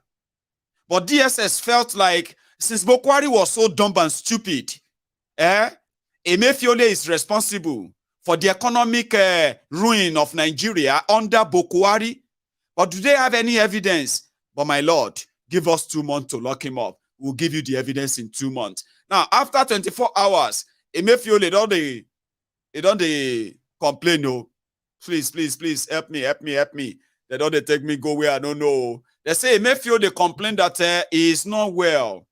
He has a health problem. He cannot be locked up inside the cell for too long. He go die. But when they told the Kalu, this is what the Kalu used in responding. This is a joke, by the way, because I mean they told him, "Esa, Emefiele is not feeling fine." He said he's not feeling well. See. Enjoy your weekend. Enjoy your weekend. Enjoy your weekend. Enjoy your weekend. So now we would have to wait for the stories from the propaganda mill of APC. I'll give you an example in case if you come across them. Breaking news. Emefiele gave $2.8 billion to 30 lawmakers by giving them $3 million each to open up Burundi change centers. God go punish this Emefiele. Emefiele gave 2-point-something billion to lawmakers. Who are the lawmakers? Give us their names. No, we can't tell you their names because the case is in court, so they can't tell you the names. But Emefiele, if you know what Emefiele did, breaking news. So what did he do again?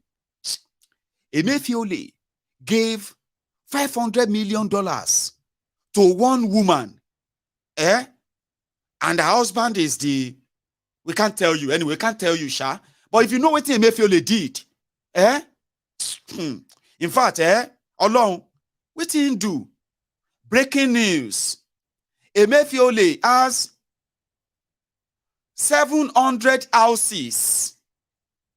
20 houses in America, 15 in Dubai, 18 in Germany, 45 across Europe, and he has about 600 houses across Nigeria. What do you want to take 700 houses do? Where are the houses, by the way? Can you give us the address of the houses? No. In London. There is another one in China. They will begin to bamboozle you. When they believe that is probably not going to work too far, Breaking news. Emefiele gave so $2 billion. So collected 120 million. They will begin to give you names. I knew it. This, that, all of that just to keep you busy. Last. A court said Emefiele should be released. Emefiele, the Court of Appeal said Emefiele should be granted bail. Court said Emefiele cannot be tried. Some group came together and said Emefiele is being targeted because he's Igbo. Emefiele is being targeted, is being sacrificed because Emefiele is a Christian. By the time they bamboozle you with all of this whole drama, after 6 months, now you go to talk, say, oh, I beg, leave him, Jare. I beg, leave him, in they go. How much they talk, say, in still again? Baba, Emefiele stole 100 trillion naira. Where is the money? Nigeria government said Emefiele want to release 50 trillion naira from the money he stole. By the time you are tired of the whole back and forth, the next thing, Emefiele released on bail. The rest will be what? Story. Because there will be already other thieves, other crimes being permitted. There will be other scandals. Because Nigeria is a crime scene that reward criminals. Then they pray for them to be able to do the right thing. I have never seen anything like that in my life. Ever. I've never seen anything like this in my life. And I've been around for a while. So now they are telling us that a drug baron don't get immunity. You can no longer sue Kalu. And Kalu can no longer sue you. Right before our very eyes. Pablo Escobar is arresting Anini, while the rest of the Alibaba and 40 thieves are what? Reading the news like me and you. We know where this is going to end. So INEC talk say they no say they rig. Or nobody say they want appeal, but they just want me, say everything, don't be everything perfect for this life. May everybody just continue and manage them as it be. And then yesterday, because some of you might want to add it today, you didn't have a chance of calling in yesterday to be part of this, right? So one of them cried yesterday. I'll bring them back, yeah? Because you might want to say one or two things about that today. One of those who said asking for the breakup of Nigeria is stupid. The Igbos built Nigeria and they have to be part of Nigeria. They don't like you. They talk say, now because there's some people they talk say they don't like you, but they told the Igbos to go and build bridges. Imagine, people will never rule Nigeria, never committed any crime against Nigeria, never committed crime against anybody in Nigeria, never fought anybody in Nigeria. But they have to build bridges before they can lead Nigeria. But the criminals, the rogues, those who even orchestrated the killings of over 5 million people, rewarded themselves. Genocidists to murderers, entitled their wearies. Dead and alive, old and young, the Olori Brukus here and there. The Igbos need to go and build bridges, and there are some other Olori Brukus, fools. Uzor. Give me those ones, What do you call wearies in Igbo again? Uzor. Which one is Uzor again, Itiboribo. Which one is Itiboribo? What is Itiboribo again? They said they were building bridges. Handshake across the Niger. The Igbo people don't know how to play politics. The Igbo people are always claiming victims. Nothing they man, seriously. I don't know what it is like to be Igbo. Hi. If I be Igbo, and I am witnessing what Nigeria is doing now, Baba, let us be honest too. My own feel be if he they kind of mad than Nnamdi Kanu. Along. Himpi, Ndiara, Onye Imberibe. Itiboribo. Which one is Iboribo? Iberiberism. If I be Igbo, and this reality of Nigeria is my reality, I must hate myself so much to live in denial and begin to shout one Nigeria, or no? Like you must hate yourself so much that you believe that a place that evidence abound.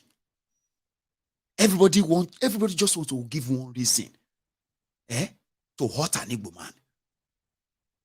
They will tell you, I don't like them. And then when they want to, they will say, there are some good Igbos, Sha. I know say there are some good Igbos. There are some good Igbos. I even have some of them as my, you have Igbo friends. And you have this view about them. And you are telling yourself that, and those some of them, and you Igbo, you are saying, and some of our people too, that they do too much.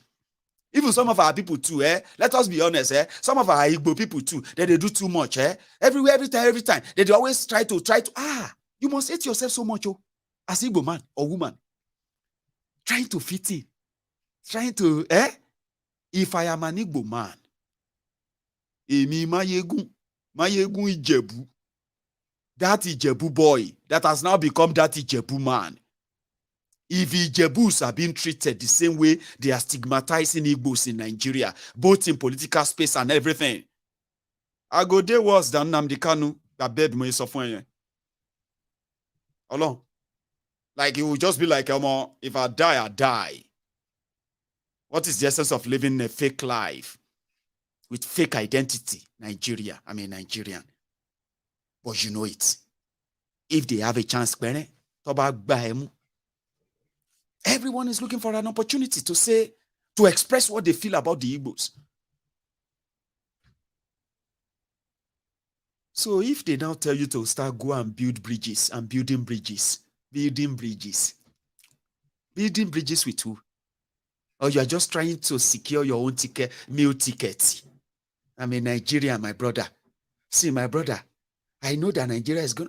See, all of you who are talking like that, so I'm not blaming you. I'm just I'm saying if it was me, you will treat Yorubas the way they are talking about Igbos in Nigeria. You will talk about Yorubas like that and treat us like that. Are you actually so serious? Like Yorubas will be profiled the way they are profiling Igbos. And you think Nigeria will still be Nigeria the way Nigeria is right now? Are you sure? But the likes of Uzor Kalu, who have managed to break even because of their association with the owners of Nigeria, who doesn't really like them. They staged and waged war against you. You survived the war. And then they began to extend hand of, let's say, okay, I like you. I like you. You come. You are not like others. Oh yeah, you come. Let's show you love. Oh yeah, come here. Let's show you love. Oh yeah, you come here. You are Igbo, Abi? Oh, wow. You must be a very good Igbo. Come here. Let's help you. Let's show you the way. Don't be like your other brothers, though. Okay? Come here. Let's take this. Let's make you a billionaire. What do you want? Let's give you connection. Let's build you. Okay? Belong. Come and join us. So that you can help in entrenching the denier of the marginalization, state-sponsored ethnic cleansing against your people. But when it is time for you to, when you begin to feel like you are bigger than who you are in Nigeria, they will remind you. Look at this one. It is my turn. I am an Igbo man. Igbo people have contributed so much to Nigeria. Igbos deserve to be this. I want to be president. Wait till they do this one. Wait till they do this one. You don't forget who you be. Because they call you the leaders, elders, Abi. Because they wear red cap, Abi. You the Chris. You don't know your level. You are what we say you are. When we say you are, don't what did they do you? Then tell Uzor Kalu in place. The same way their street ushers, uneducated cretins on social media will say to other Igbos everywhere, now we go control you. Now we they rule this place. If you try anything with us, we will deal with you. They reminded Uzor Kalu that listen. All of us feed the day together, they shout leaders, elders, so know your place. Guy called the cry inside. I'm bringing that back for you to react to. He started crying at the Senate yesterday. Valedictory. They call me thief. He was referring to Thiefnubu. Thiefnubu will not get any business. He don't get any business, but he's a billionaire stealing money. He was they said Thiefnubu is a saint. They said Thiefnubu is a saint. Me, they call me a thief. Me, thief. Me, Uzor Kalu, thief. After building bridges, so for how many years now? Okorocha built bridges. Where Okorocha today? Uzor Kalu built bridges. Where is he today? Who is there inside that rota? Devulumayi build bridges. They say Uzor Kalu bridge, then build them with substandard material. Now why the bridge collapse? Baba can't cry. Oh, sorry. I went through one of my best time in life in the Senate, and also went through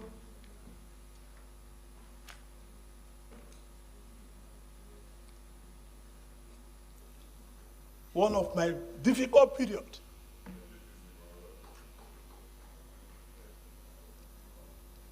Also in this Senate.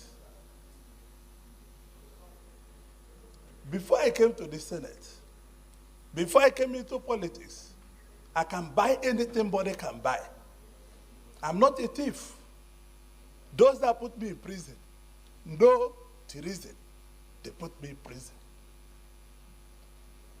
They took over all my businesses and want to kill me. But I survived it. I'm in the Senate with you people. It's not the end to what we have done. It's not the end to United Nigeria. It's not the end to Brothers Keeper. But these senators I called were with me. I never lacked. When the PDP that I was governor for 2 terms was being formed, I brought every money they used in forming that party. Every penny in 1997 and 98. And I later became a thief. And people I gave transport money from my house in VI became angels. This is what Nigeria represents. I want to thank my colleagues for giving me these 4 years of uninterrupted support. Because this country is not fair to so many of us. I built this country, I employed 13,800 workers. People employ nobody, and nobody asks them their source of wealth. I have 3 factories in Lagos, Nigeria. I have 2 factories in Ota, build manufacturing. I have 3 factories in Aba, manufacturing, and I'm a thief. And people that cannot explain where their source of wealth comes from, they are not thieves. I leave everything in the hands of God. God. How many times would they tell you before you know that Nigeria is not for you? Ah! Now they never leave you. They have left you behind. Photo, not be juju be that. Sorry, oh. May God not allow them, make them kill you. 70 years old man. Now mumu na too much. You be mumu. You think say they wise. That was all Uzor Kalu. While we were on break, I quickly took a bit of a tour to Facebook. Guess what I saw? One ashiri. I don't know. Or one onyemberibe. One undiara. Came there. My friend, shut up your mouth. Leave the Igbos alone. What's your business with the Igbos? Leave the Igbos alone. Remove the log in your eyes. Oh, Nikure. I'm talking about your criminal leaders. You don't take them personal. Give me something where I feel talk. The one way strong. Shineke pogi. No, Shineke pogi okude. That's that one strong. That one a curse. Give me one. Give me one where I give that zobo. That bozo. He won't come here, come play the the usual Ribruku card, Abi. You don't catch feelings. I'm talking about your criminal leaders. You don't catch feelings, Abi. Leave Igbos alone. No. Now you. Make you vamos come up from here. Enter Kana and don't go enter Kana with your stench. Give me one may I use.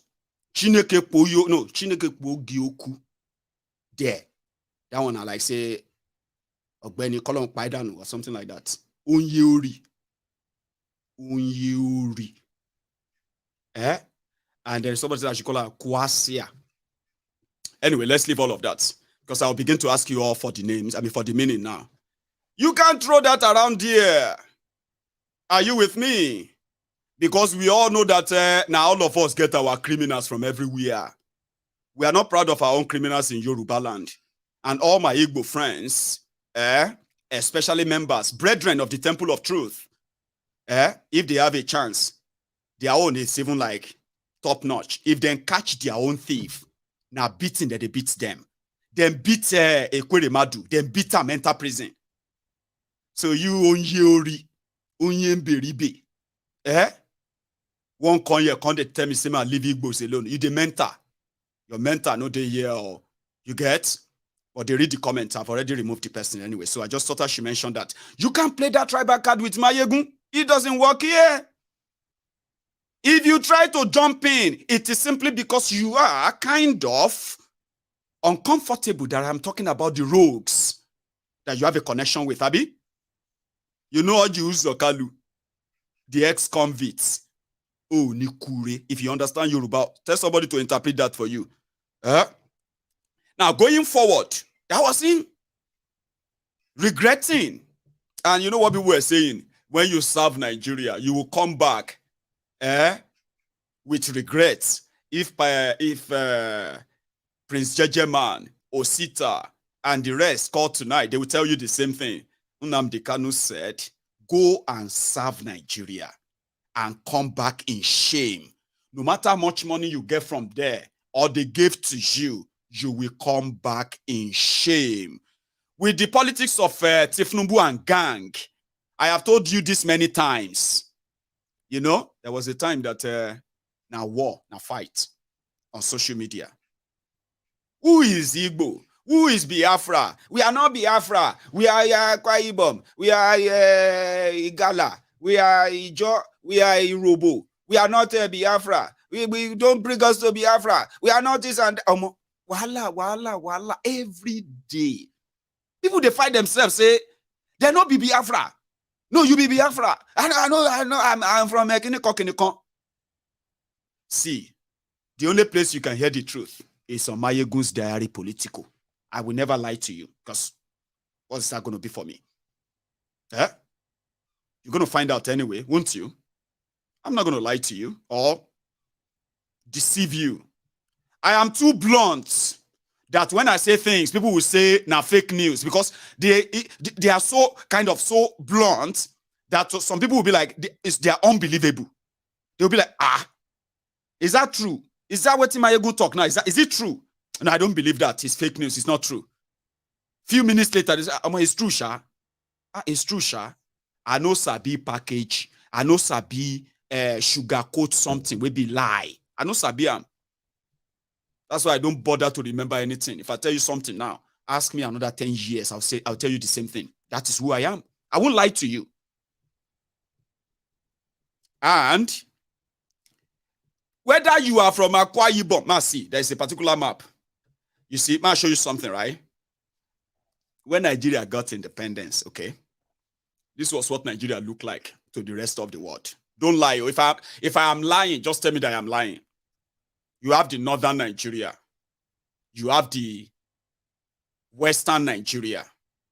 And you have eastern Nigeria, which is northern region, western region, eastern region. Do you see that map?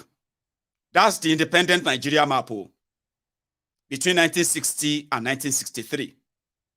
Are you here? All the places that you call Niger Delta, this and that, blah, blah, blah, today, they were eastern region of Nigeria. Okay? Then Biafra war happened. Everybody started identifying as Nigeria want them to be broken into pieces. And we have this. So today, this is the color of Nigeria and the landmass, okay? Without using state, so you can see that I'm not using state here. These are not states. So these are the land and area that these ethnic nationalities, these countries that are forced to become one country in Nigeria today, all of these countries, where they all come from and fuse together. These are their lands, okay? Now, as you can see, Yoruba, you see the Igbira, which are close to Yoruba, and Igala, the TVs, the Middle Beltans, the Nupes, the Bayis, the Edos, the Ekon, what do they call it? We'll call you there. The Jokons, the Chambers, the Shekiris, the Yorobos, the Ogonis, and Efik. You see where everybody there, so to those who are on that yellow side, on the left, and the politics that Thiefnubu is playing, and the APC, all of you from that border where that yellow ended, may I show you again. You see where that yellow ended. All of you from other parts, from Edo going forward, even though they believe that Yorubas and Edo and Bini people, we share so much in common. I mean, historically and everything, you see these criminals and the politics, divisive politics that Thiefnubu is playing. All of you from this side, you be Igbos, you be Biafrans. Yeah, I know I took so long to tell you what I wanted to tell you. Yeah, it took so long, Abi. All of you there, with the politics that Thiefnubu is playing, you are all Igbos, and you will be treated same way. The same vile treatment, toxic attack, physical attack, violent attack. And that is going to be your source for the next 8 years. But some people said the court is going to stop him. Amen. Amen to that. Because something needs to stop him. I don't see anything stopping him than death. And death is not in anybody's control. Okay? And you know something? I was just about 7 years old when Olukola, the man that circumcised me. I don't know if I should tell you that anyway, but this story is true. Okay?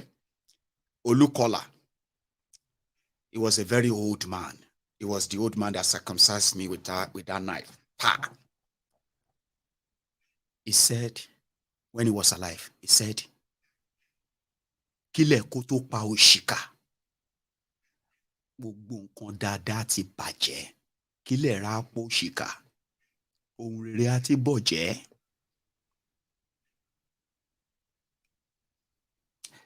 Before the wicked finally kick the bucket, a lot of good things, good people, good things would have been destroyed, ruined. Olukola, that's the woman, that's the man who told me that. I was a little boy.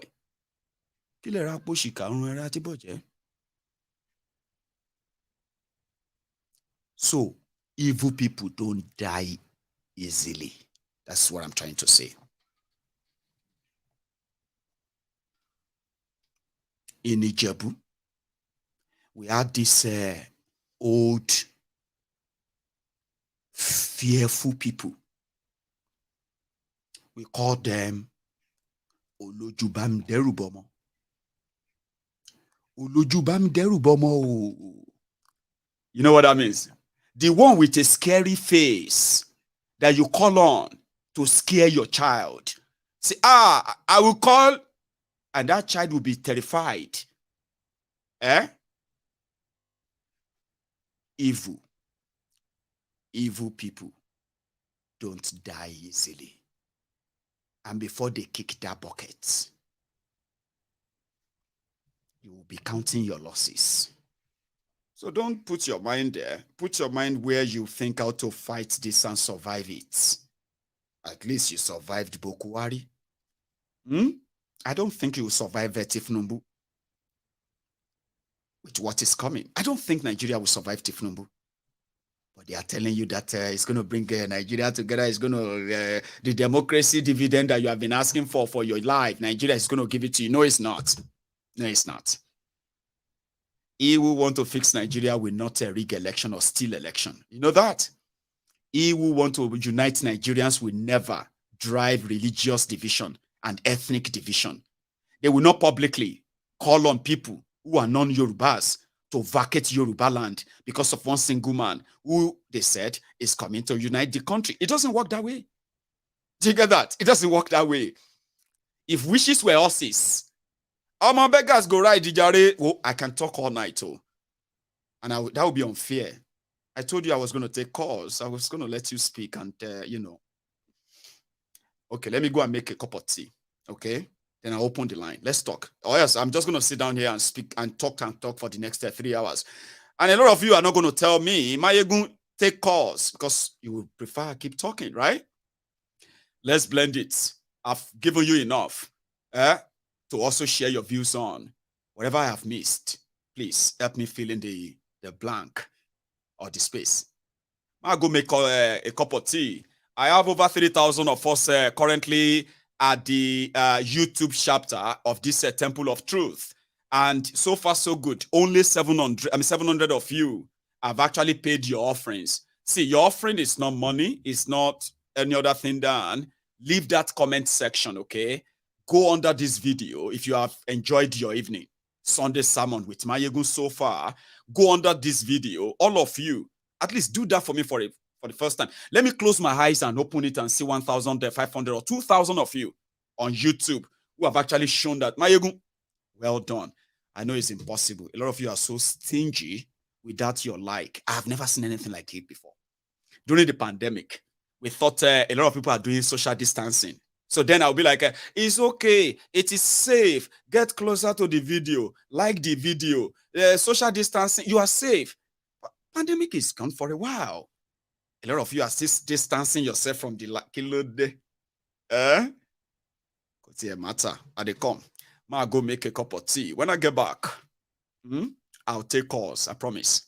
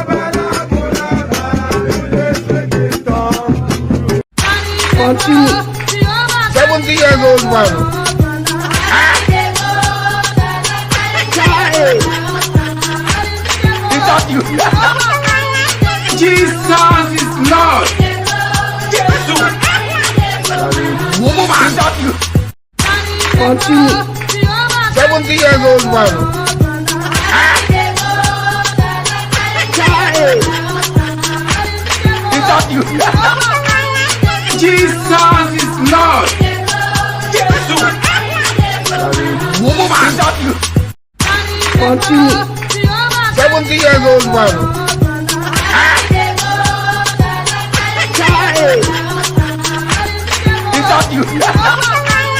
Jesus is Lord. Hello there. How you doing, Mr. Mayegon? I am General. very well. How are you, sir? I'm doing fine. I just have to call today. I have a few things to say about Nigerians, especially Yoruba people. Please go ahead. They will be on social media and they will saying that share. Baba Tinubu, Baba Oshibo. What kind of foolishness is that? And they talk as if, is that part of respect? Babawa. Which Babawa are they talking about? Or respect themselves? These people, I don't know. What is it about these Yoruba people? I don't know. Are we that? I don't know. I don't know. Oh, God. I just don't understand it. They'll be, share. Hold the Babawa. As if that. I mean, they gave when I saw Igbo boys at the inauguration of Kalu in Abuja, my phone dropped from my hand, Baba. When I saw these guys, we dread people where we pay money or people where we pay, what do you call it? That we give over 5 million naira to because DSS, they look for them. Baba, I saw them at Kalu's inauguration. They don't wear Ashiwaju. I was like, oh, mo. This is what makes me mad about Yoruba. It's crazy. I think, okay, is that part of respect to them? That's respecting the men that don't care about them. I don't understand it. One day once they'll be on social media, share.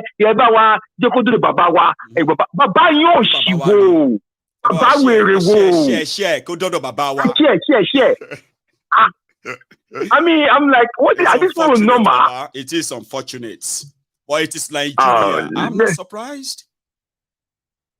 Well, let somebody else call in. Bless you, man. Thank you for it as well. Nice one, Ma, take another call. Here we go. Hello there.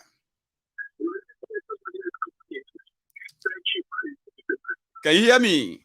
You are live already? Hello? Yes, ma'am. Yes. Hello. Good evening. Good evening, ma. How are you?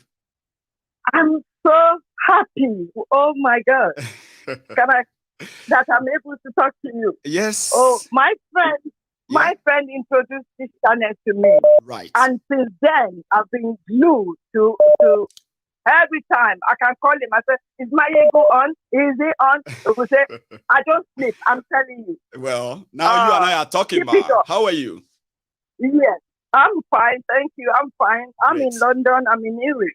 Beautiful. One thing I want to say. Yes, ma'am. I love your program. Thanks, ma'am. Oh, it's the best. Thank you.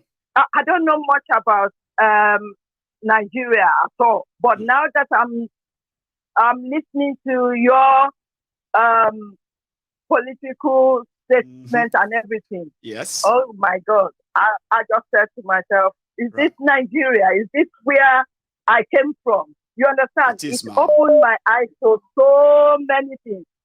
Thank you very much for showing this. The other thing I want to say, this woman, Tinubu, she said something recently, maybe 2-3 days. She said, which I was so upset about. She said, "Oh, we have money in our house, in our family already." Where did they get the money? Were they born with the money? Yeah. When they came to this world in their mom's womb, did they bring the money out? They say, this is me. This is with money. No, this they didn't. Is Nigerian money. Yes. So why is she talking that in our family we don't need money from Nigeria? Okay, are they not being paid money for transport, living, upkeeping, and so on? They are getting it, isn't it? So I mean, it is actually insulting, ma. You know why it is so insulting, ma, right? This is coming from a family, It's coming from a family who have annexed the the account of a whole state, Lagos State, to their family account. But it's an insult. They do that all the time. We don't need your money. We have our money. Hello, what do you do for a living? Politics. Exactly. Exactly. So where did I get the money? And it's part of my mom, my dad, everybody's money, resources, Commonwealth, so, all our money. Exactly. Exactly. And my dad will go from Ijebu to Abeokuta to receive pension, and from Abeokuta to Lagos, he won't get anything. I still have to give him money for transport, but nothing until his death.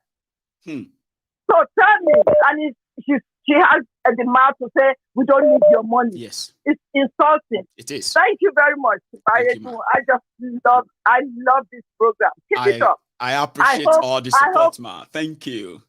I hope when Tinubu is off, I believe it's going to be off. It's going to look, when they disgrace him and take him out of the presidential villa or whatever, it's going to be another history for Nigeria. I can't wait to see that happen, because this man will create a physical war that has never happened before between the Igbos and Yoruba, and it is inevitable. It's cooking already. And a lot of us would, you know something, ma? Some people don't even know that. The reason why I'm actually doing this and talking more about this obvious, sponsored, divisive rhetorics, ma, is that I know that if nothing is done, Tinubu and co, they are already building the mind of our young people, not to hate other people, but to go physical with them, including even if they have to attack them.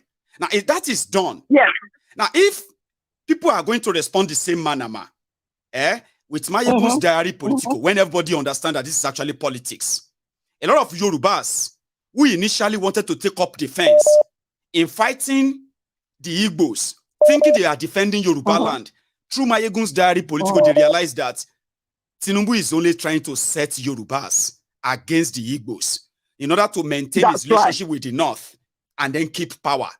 It's never in Yoruba's interest. Never in our interest. It's going to fail. Amen to that. It's going to fail. Thank you so much, ma. You should have a good evening. Thank you very much. Yes, ma'am. Yes, and you too. Bye-bye. Yes, goodbye. So I have another caller. You know, one thing about Mayegun's diary political is to make you realize that if you get played by these politicians, now your fault. You cannot pretend that you are falling under tribal card, religious card, and every other hateful rhetorics that these guys are spewing out there. Yeah, you can't say you fall for them when you actually know those behind them. When you even know the end goal of what they are doing, you'll be so kind of foolish to be deceived by any Yoruba this, Igbo that in this today's Nigeria, even before it gets worse. My caller. Hello there. Well, I kind of took that call, but it seems my caller felt like maybe I didn't. Well, I have another caller on the line. Yes, sir. How are you? How are you, General? Yes, sir. I did. Bode Thomas, Lati, Nigeria. You are calling from the way to Bode Thomas calling from Nigeria. Or Bode calling from Bode Thomas? Which one? Bode Thomas calling from Nigeria. A whole Adugbo. Now only you the beer a whole Adugbo. Anyway, that's a good one, Bode. Bodmas. How you doing, Baba? I did, Baba. I just want to tell our Igbo brothers, we Yorubas, we don't have problem with them. We don't have problem with them. It is Tinubu dynasty that want to cause chaos problem among us. They should understand that. They are playing politics. They should understand. Tell them. But are you there? That is, in fact, why I believe that Bode is calling from Niger. Bode is still on the line with me, but the line is dead. Hello. Oh. And Bode may not have a chance of calling back anyway. Okay, let me take another one. Sorry there, my dear brother. The message is already passed anyway, but I hope I'll get you back again. Hello there.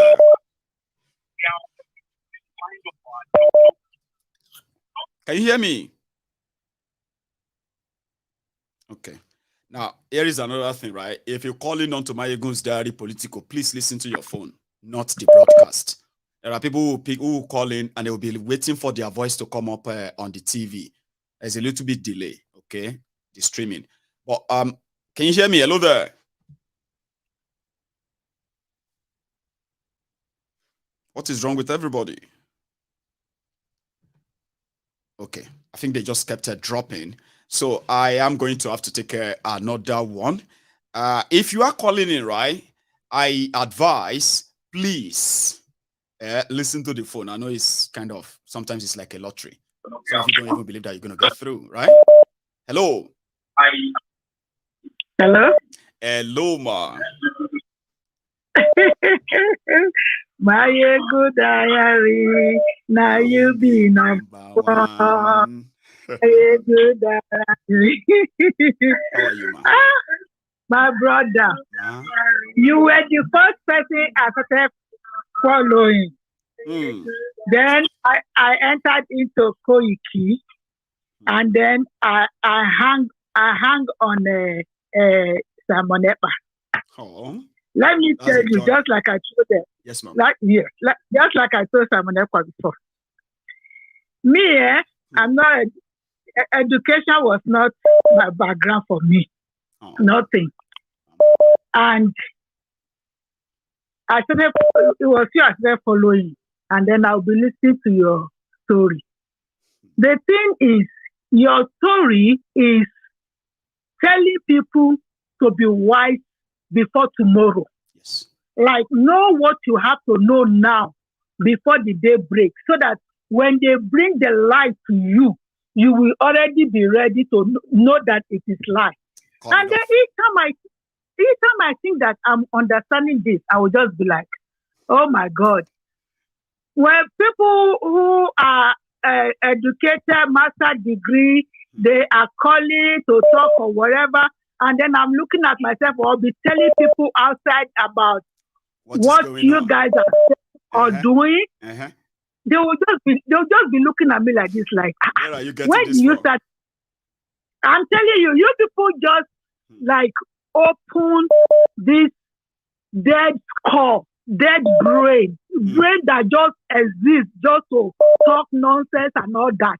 And then you people are just putting the right thing in there for us. Which is so much needed. And look, see you for the next 1 or 2 hours, I'm just sitting down, I'll be like, what is this? But it's like you are creating the right foundation for us tomorrow. Yes. You are telling them that don't let anybody tell you that Igbo is your enemy. Yes. And when I listen to it, like you hear somebody telling, a Yoruba telling another Yoruba that Igbo is your enemy just for their own profit. I mean, that is wickedness in the high places. That's right. But when I listen to you, hey, and then with Simon Ekpa, see, you people need to make a master degree for us that don't have the degree. You are already a graduate, ma. When people are already asking you outside, where are you getting all of this thing from, ma? How do you know all of this? You people don't even understand, though. You don't. I said, this person here, the brain now coconut. When I say coconut head, now coconut head. But when I talk now, and they make sense.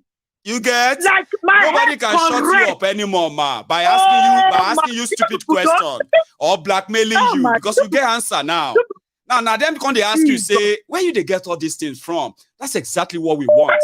When people, the reason why I'm even shouting like this, hey, Jesus, because like 2-3 years ago, we're talking about Biafra. Simon Ekpa came into the picture and he has his template. Yes. He's talking about it, and then I'll be hearing all these things like don't be in their war. It's like a flood of information. Excuse me. It's like flood of information dumping on your lap every now and then, and you can do whatever you like with it. It feels good, man. You're honest. I mean, it makes me feel. It makes me feel good. It makes me feel like human being. It makes me feel like person with sense. And it's only a go. Like as it should be. Can you come and make noise? No. It's so sorrow to make sense.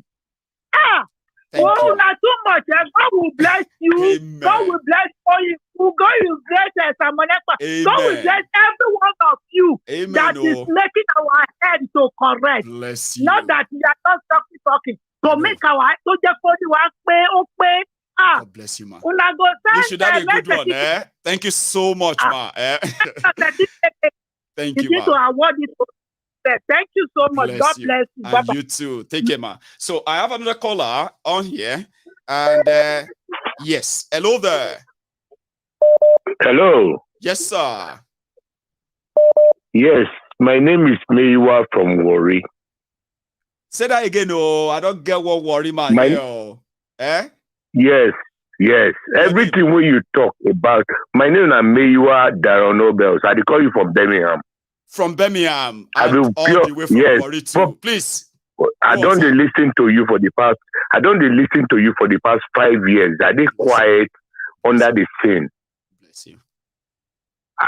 Are they very quiet under the scene? They listen to you. Thank you. And everything where you they talk, not gospel truth. My family, my children, everybody know you. Say, Mayigo. Now God go bless you for everything you've been doing. Amen. You understand? Thank you. Now God go bless you. The gospel truth, now you they talk. With all these companies where they talk about for Warri, when you talk about Warri, all now gospel truth. All the companies there for any road for Warri, they don't take youth and everything. If Warri came from nowhere, scatter everything. With the youth, kidnap and everything. As they talk to you, not Warri don't die. There's no life in Warri. And it didn't happen overnight, oh. It happened gradually. Gradually. Yes. It happened gradually. Now, the same thing will happen for Lagos. So. They are pushing Lagos to that too now. But they don't believe it's going to happen. Yes. But again, we hope. It's definitely going to happen. It's definitely going to happen. As they kill Warri, so they'll still kill Lagos like that with this then tribal this thing. So thank God for your life. Say they open our eyes to see the truth. Thank you. And the truth where you talk so, now God go bless you. Amen. Oh. We go keep the follow you. We'll keep the follow you to the truth. I will follow you under the scene. Anything not go do you. I believe and I appreciate. Whatever you lay your hand, it go grow. Amen. Amen. You understand? We all will worship, we dey behind you. I know. I did Birmingham for about 20-something years. God bless you, sir. I hope I run into you. So they listen to I'll you. just be like, hey, I'm in Birmingham, sir. You in? Oh, definitely. Anytime, just call Daron. Call Daron. My name, my number, I dey call you all the time, but I know if you get through. But I said today, I must try. Finally, I did. Thank you, sir. Thank you, sir. My regards to the family, okay? Just tell them. Thank you. God will bless Agbeke. Right? Bless the children. Yeah, tell them, you know, I'm going to say this to them in case if they are watching too, okay? Daddy has delivered your goodwill message to me as well. I wish I could possibly just see you, everyone right now, but I know I can't. But you can see me, all right? So continue to be good there. Good yes, I can see you. The old man. Thank you, sir. Thank you very much. Thank you. One, sir. All right? God bless you. And you Thank too. you. Now, let's go to the next person. And if you haven't really kind of liked the video, you should. Hello, sir. Yes, hi, good evening. This is Gordon from Jersey. Oh, Abby from Jersey. How are you doing today, sir? Good, how about you? Well, I'm here, trying to be me all the time. Thanks for asking. So what's going on? Sir, you're doing a great job. As in, you don't know what you do for us or for years. Thanks, Baba. You're doing a great job. Like this, all these politicians for Nigeria, where we say that they try use people head. Where the people where they use their head going, they don't realize say the people, these thieves, they use ethnic and tribe to divide them. See, Abby, I was like, anybody we want to talk say they love Yoruba so much, yeah? What about saying something that makes Yorubas, right, different from the rest of Nigeria? Things like, I don't get money to go to school. I be Yoruba. I can go to any school I want in the world. because I can access it. Exactly. I mean, they don't. These people like don't create jobs. They don't even create jobs for the people. They only create agberos to so just how could somebody who took away all things that could make life meaningful for me turn around and say is fighting for me because some Igbos who paid and bought their land, non-Yorubas who paid and bought their lands in Yoruba land, built houses, businesses. They are the reasons why me as a Yoruba, I have no value. And I will believe such person. How does that work? Wow. I don't understand, man. I grew up in Lagos. I have Igbo friends. I have friends from other tribes. From primary school to secondary school. We grew up together, like from primary school, secondary school to university, like nothing like this, but these Tinubu people and clowns of supporters we believe say that they just wake up one day, they tell Yoruba, say, oh, bye like on Igbo, you fẹ́ wá gbalẹ̀ wa, fẹ́ wá gba. Ta ló talẹ̀ fáwọn Igbo in the first place? Ta ló ń talẹ̀ fún wọn? Àwọn olójoogun lé bàbá wọn tó ń gbélé bàbá wọn ta. Immediately say our parents wọn bá ti kú, they sell the properties. Who did they sell all those things to? Ó sú mi o, ó ti bẹ̀rẹ̀ ethnic ni wọn lórí Twitter o. Anything tí anybody bá ti from other tribe ní Yorùbá fẹ́ ṣe báyìí tí o. I say Twitter, they say everything o. Anything now. Na like tribal fight o. Abi, if you go out there, if you talk say you be Yoruba now. If you go there, you say, I love pepperish food. Or you say something like, oh, I don't like pepperish food. So people will just jump at you. And say, now so Yorubas did. Then you will see other Yorubas. You this Igbos, you this Igbo. This before you know it, now just the food we talk about. They don't talk to tribal. I swear. And it's going to get worse. And the thing where they start, I just hope say their family self go suffer the pain where they go chop out of the breakfast where they serve all of us like this. I hope say their family go chop out of themselves. But I just wanted to say I'm a big supporter. Like anytime when you come America, just let us know. We dey here. We go come see you. See, I won't go ask them for your visa. We dey here, and even if anytime when you come around, we go organize, we go come. Anywhere, even if not New York, you dey. If not ATL, you dey. I'll tell you where I want to go, right? I'll tell you my area where I want to go. Now, ATL, I don't know where I want to go to there. But you know me now, as a typical Jebu boy, I don't get time for mine. I'll say it publicly now, okay? My uncle lives in Texas, so definitely I'm going to be in Texas, right? Sure, we're going to come. We're going to go down south, anywhere. I know say traveling within America is like traveling from one country to another too. So I get that in mind. So it's a very big place. But anyway, regardless, you be our own person, so we guys can support you. We don't have a lot of people speaking out. We don't have a lot of people speaking out for us right now. No politicians represent any Yoruba. They just stay there to fight for themselves and themselves alone. Nobody's representing us. Nobody's speaking out for us. They are just there to steal for themselves and their family. So why we want to support something we say we know, say no be we that they draw for, say now for themselves that they draw for. It's impossible. I mean, it don't make no sense. Why I go believe say one stupid elder say Tinubu don't be my elder. Pastor Lam don't be my elder. Nah. There be all those people, there be crooks, there be thieves. They suppose lock them up for somewhere. People and I don't want to inherit their enemies. You get people will if Yoruba politicians have politicians, I'm not going to inherit their enemies when I'm not benefiting. Why would I inherit your enemy when I don't benefit anything? People will not even invent anything. We just become billionaire overnight. So we can't tell people say I can't come up. My God bless you. Make allow another person call him. God bless you, bro. God bless you, man. See, people in New Jersey, New York, I want to come to that Madison Square Garden. Where is that again? Madison Square Garden or Wall, whatever. I don't know. I had them in my head. Hello there. I shall come New York. Hello. Hello, ma. How are you? How are you, Mayebu? I am very well. I just want to say well done. Thanks, ma'am. You are doing a great job. Thank you. May the Lord bless you. Amen. Thank you, ma'am. May He lift you up in Jesus' name. Amen. Well done, eh? Thanks, ma'am. Bye. All right. I love that.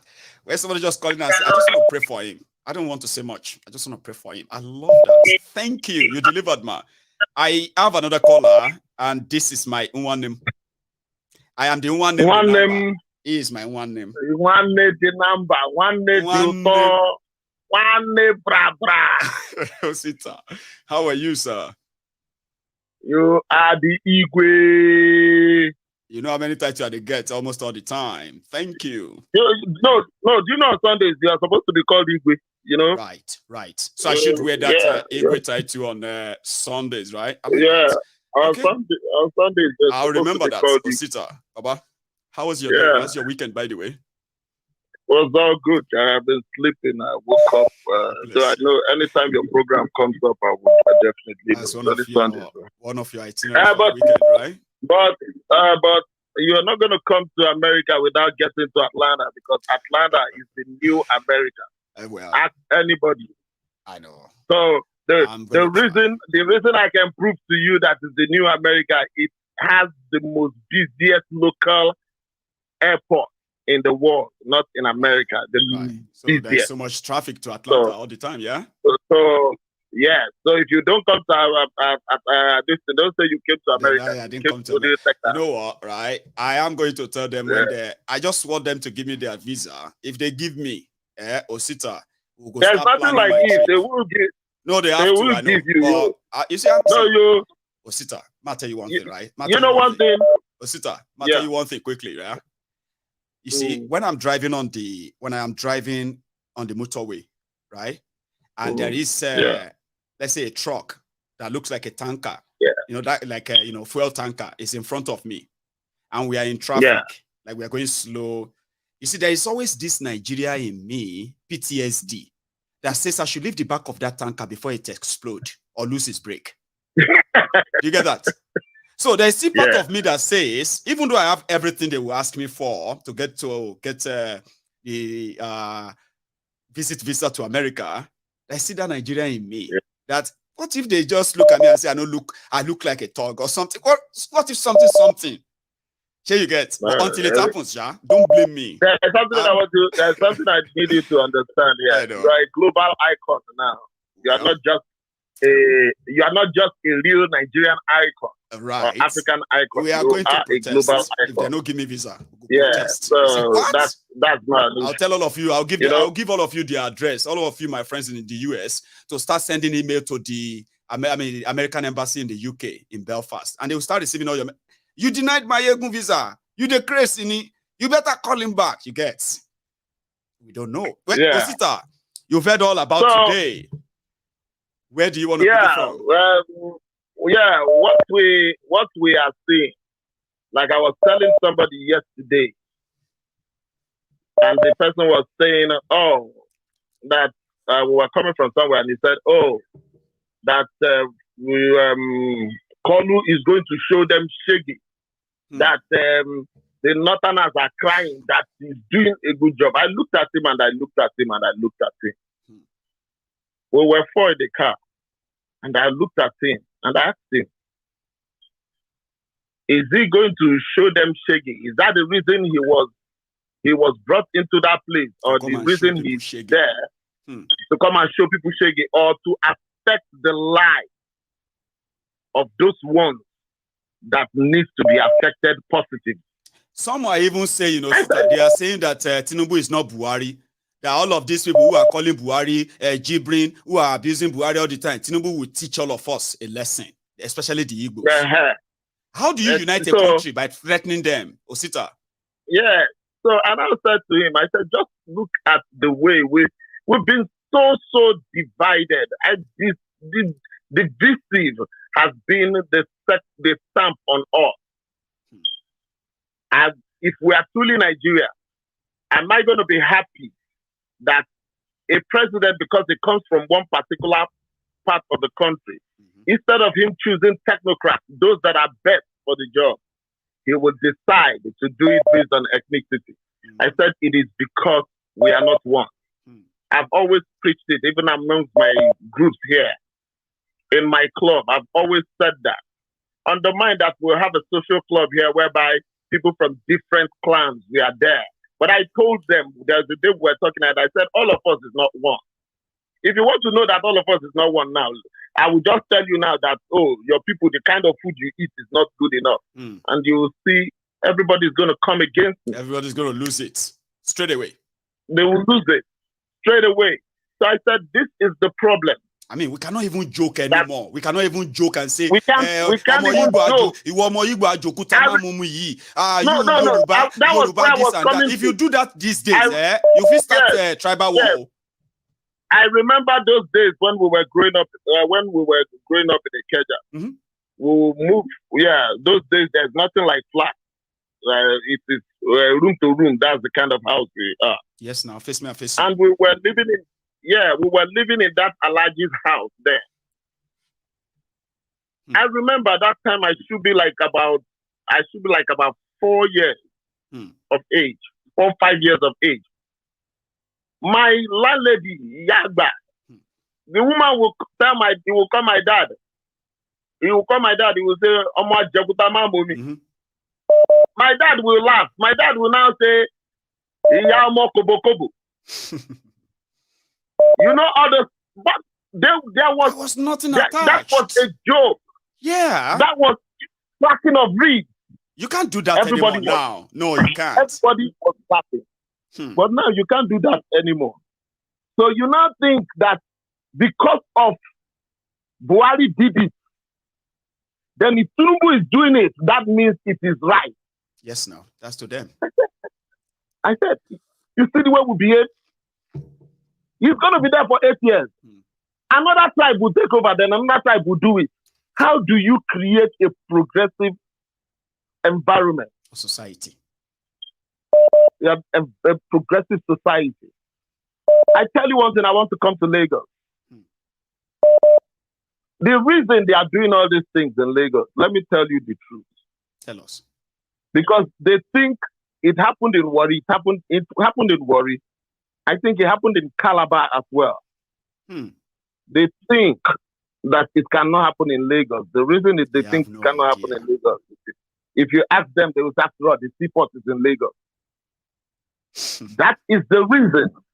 Because in their campaign, they talked about it, that the reason they don't want Obi is because if Obi gets, he will go and build, he will go and build seaports in the east. That's what they said, though. I mean, you are right. So they were campaigning and they said, if Obi should become president, this is why Yoruba. Oh man, that even to find out that they are hypocrites, they even said that the Igbos will leave Lagos. That was what they said. No. Say it this way, Osita. Say it this way. They said Igbos, they left the eastern Nigeria to come and take over Lagos, right? But they said if Obi become president, he's going to open up the eastern port, which means all the Igbos who are paying taxes and businesses in Lagos, they will move back home. So because of that, don't vote for Obi. Then now Kalu is rigged in. They're now making law to say everybody should go back to where they come from because they know Kalu will not open the seaport in the east. Do you see the hypocrisy? He's not going to do that. Even the ones he said he was going to open in which state in the west? He said he promised one state in the west. I didn't know if it is Osun State. No, Ondo. It's Ondo. They want to because Ondo also Ilaje community in Ondo. They have access to the same ocean, the same. Do you know why he's not going to do it? No. Yes, the reason he's not going to do it is he looked at Ondo, that Ondo is close to the east. He's not going to do it. He just used those things to campaign. So what I'm trying to let us know here is that no matter how we keep seeing all these things, all these things will keep playing out. That we are not one. We cannot, there's no way we can curtail it. It is better that we go our separate ways. If I decide I want to come to Lagos to live, I will come to Lagos. I will get the whole necessary legal documentation to make me to live in Lagos. Then after some years, if I decide I want to become a national citizen of the Yoruba land, then I can do that. Like you are saying here, I was watching a program yesterday in Dr. Damages. I was just listening. they were dragging who owns Lagos and who doesn't own Lagos.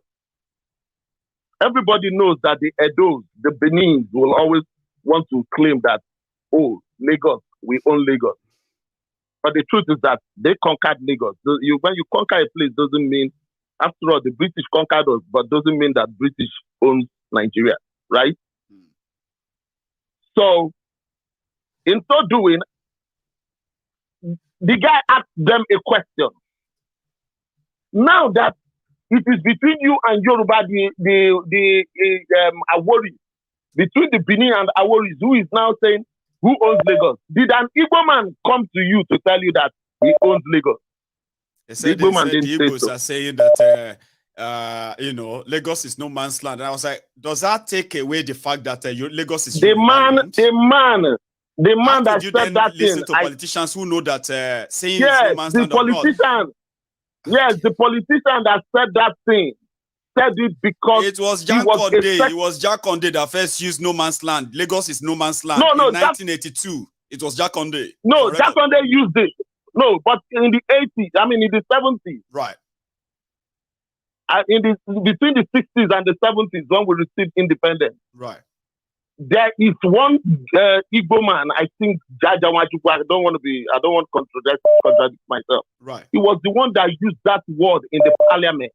Okay. What he was trying to say that time, he was trying to woo people into Lagos and say it's no man's land, that everybody should come in and invest. It wasn't today. It wasn't today. Lagos was a colony of its own. So it is bound to become a mega city. That was what he said. And Baba Jakonde, of blessed memory, I love that man because I knew what that man did in my life. The man was the one that said that thing during the 80s. So all these things they are doing, what people don't understand about Tinubu, like you said, that you pointed out immediately that people have not seen anything. No. PDP will have faction. LP will have faction. Even if you don't take time, even this our program here that you anchor, that you are the you will see another Mayegun faction. That will you say, will see another Mayegun faction if it is possible. Fake. Another one don't they? Yes, now everybody could get but faction. the reason they cannot see, the reason that they cannot see, it is because 99.99% of us here share in your dream. Yes. We are a provision for the vision that you have provided. So that is the reason it's not going to be possible, because anybody that comes in here will wipe that person out. Any other one is going to be a counterfeit or sitter. So anyway, that is what they will bank on. Thank you very much, my brother. Thank you so much, Osita. I kind of, I'm rounding it up little by little, by the way. I'm so sorry that took longer. And you know, Osita kind of can take longer. And I always throw my banter. Same with Prince JJ Man, who is on the line. Hello there. Hello, Baba. My good general. The Prince. How are you? Baba, with the hail your presidential salute. Thank you. We can't thank you enough, now. You know that one. You know, your program is saving lives. Thank you. Yeah, Baba. I have this map I put up. It's a world map. So I want to show the, what do you call it? The shoreline of what Lagos is currently, Lagos has been enjoying for political reason, right? Okay. That if they decide to let everybody just do their own thing, for Lagos to turn to worry, it won't even take 10 years. You know what I mean? Now you can talk, Prince JJ Man. But just so many people know, you see these blue parts on your screen? That's the water, that's the Atlantic Ocean. It's not limited to Lagos. See other places that also share the same Atlantic Ocean that could have their own seaports. Including till you get to what do they call them? Liberia. But Prince JJ Man, Baba, please. I'm not gonna talk like when Baba they talk. So sorry. That's why I keep silent. Go for it, Baba. I want to start with Uzor Kalu. You know, where they art drama for us. You see, what I noticed is that he has a balm on his hand. You know, he just rubbed that balm on his eyes and water started coming out. So that one I himself he dey deceive. I think say I make him cry blood now. Crocodile tear. If you serve the zoo, you will come back in shame. How many times in that they can't go tell him? But instead, as in the talk self, you never even think of coming back as a prodigal son. You know, waiting they thinking of now how they whether they could go call for table. We ain't go shop. Now even they think as they no give a table this time around. If you come anyone that falls to the ground, you can manage. That's why he's crying. Anything most deadly because Nigeria is so unfair to them. I'm telling you, fairness. Can you imagine? Unfair to all of you us, see that man you see is the most deadliest politician in Nigeria, not even in the East. That's for Uzor Kalu.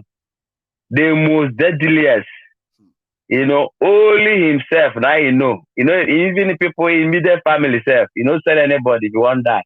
Yeah. But we pack inside your own one corner. My good general, yes, you see, Nnamdi Kanu used to make one proverb. He said that when you kick a frog up, you are helping that frog to fly, not that you are punishing that frog.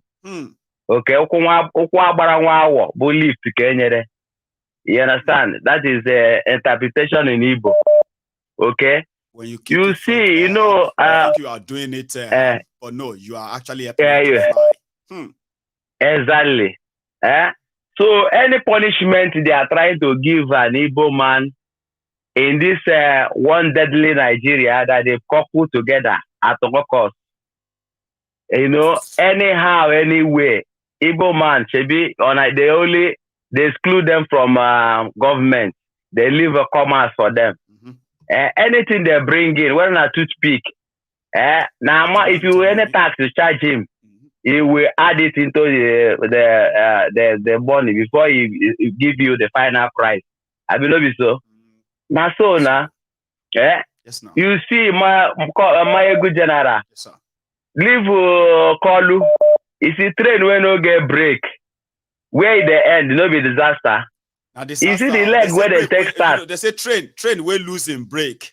Now danger to itself, danger to anything where they in road, and in total it go end in disaster. So I'm telling you, you see the leg where you and in gang of thugs they go. Yeah. If you last for Asa Rock 6 months, you get 9 lives. You understand me? Because already from this good morning, where they bring subsidy down for house, you can't even go out of your house because there is no money for transportation.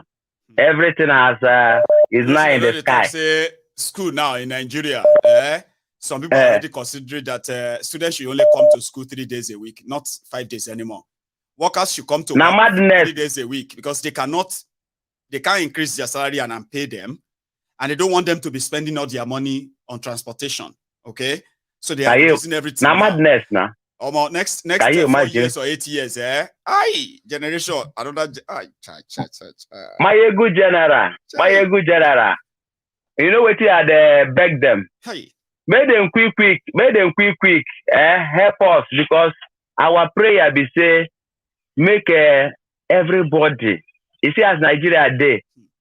Thank God, as they kidnap now and they can, now they help, they know if patch anything. And, you know, the more they want to patch to hide some things, the more it's opening. Everybody's eye is opening now. Seriously, I think they gave me my ego. See, waiting at they beg them, make them do quick. Make them start anything where they want to start. Every law. Yeah. I want to tell Dangote, making go carry a refinery for head though, because we are ready to carry our container for head. There will be no trailer to tow container. You get? Now, he go carry, everybody go carry, we go carry a refinery for a head. We will carry our container and the engine of our motor. Yes. For head, they run. Everybody go carry your own for head, they run. That's so it go be this time around.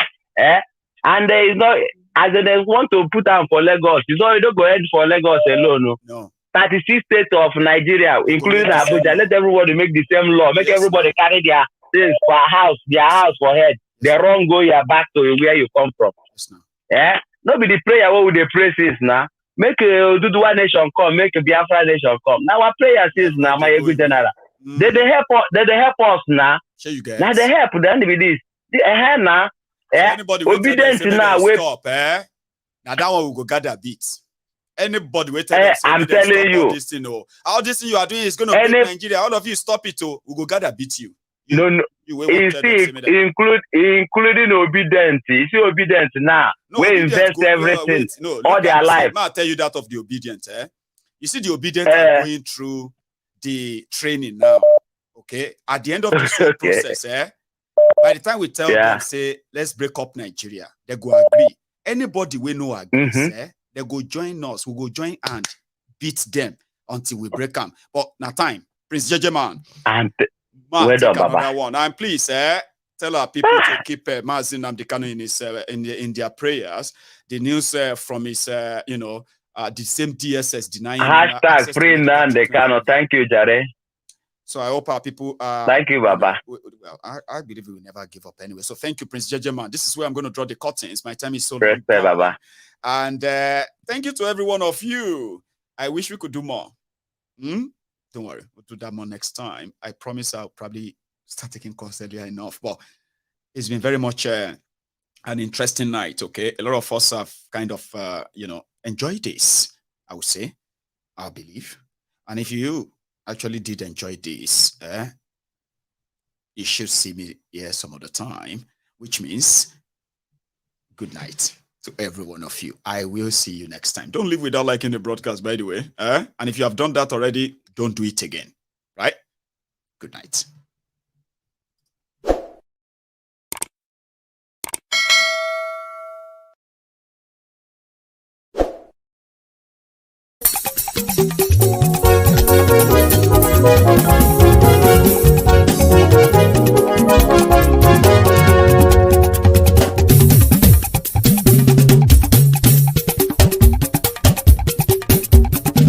Mayegun làwa mọ̀ làmọ̀ tó dòdòdò.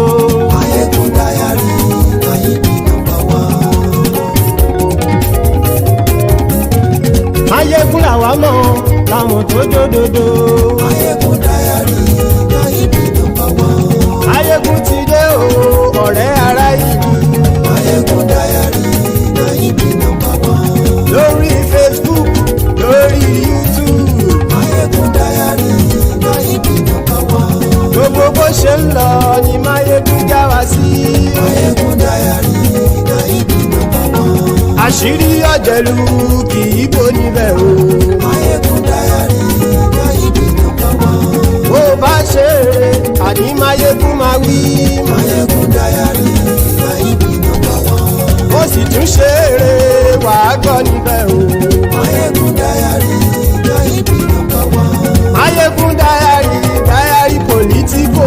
Mayegun dayari Mayegun number one. Godfatherism kò sí lọ́rọ̀ Mayegun. Mayegun dayari Mayegun number one. Ẹ farabalẹ̀ sẹ́ o kẹgbọ́rọ̀ lẹ́nu. Mayegun dayari Mayegun number one. Àní Mayegun làwa mọ̀ tó dòdòdò. Mayegun dayari Mayegun number one.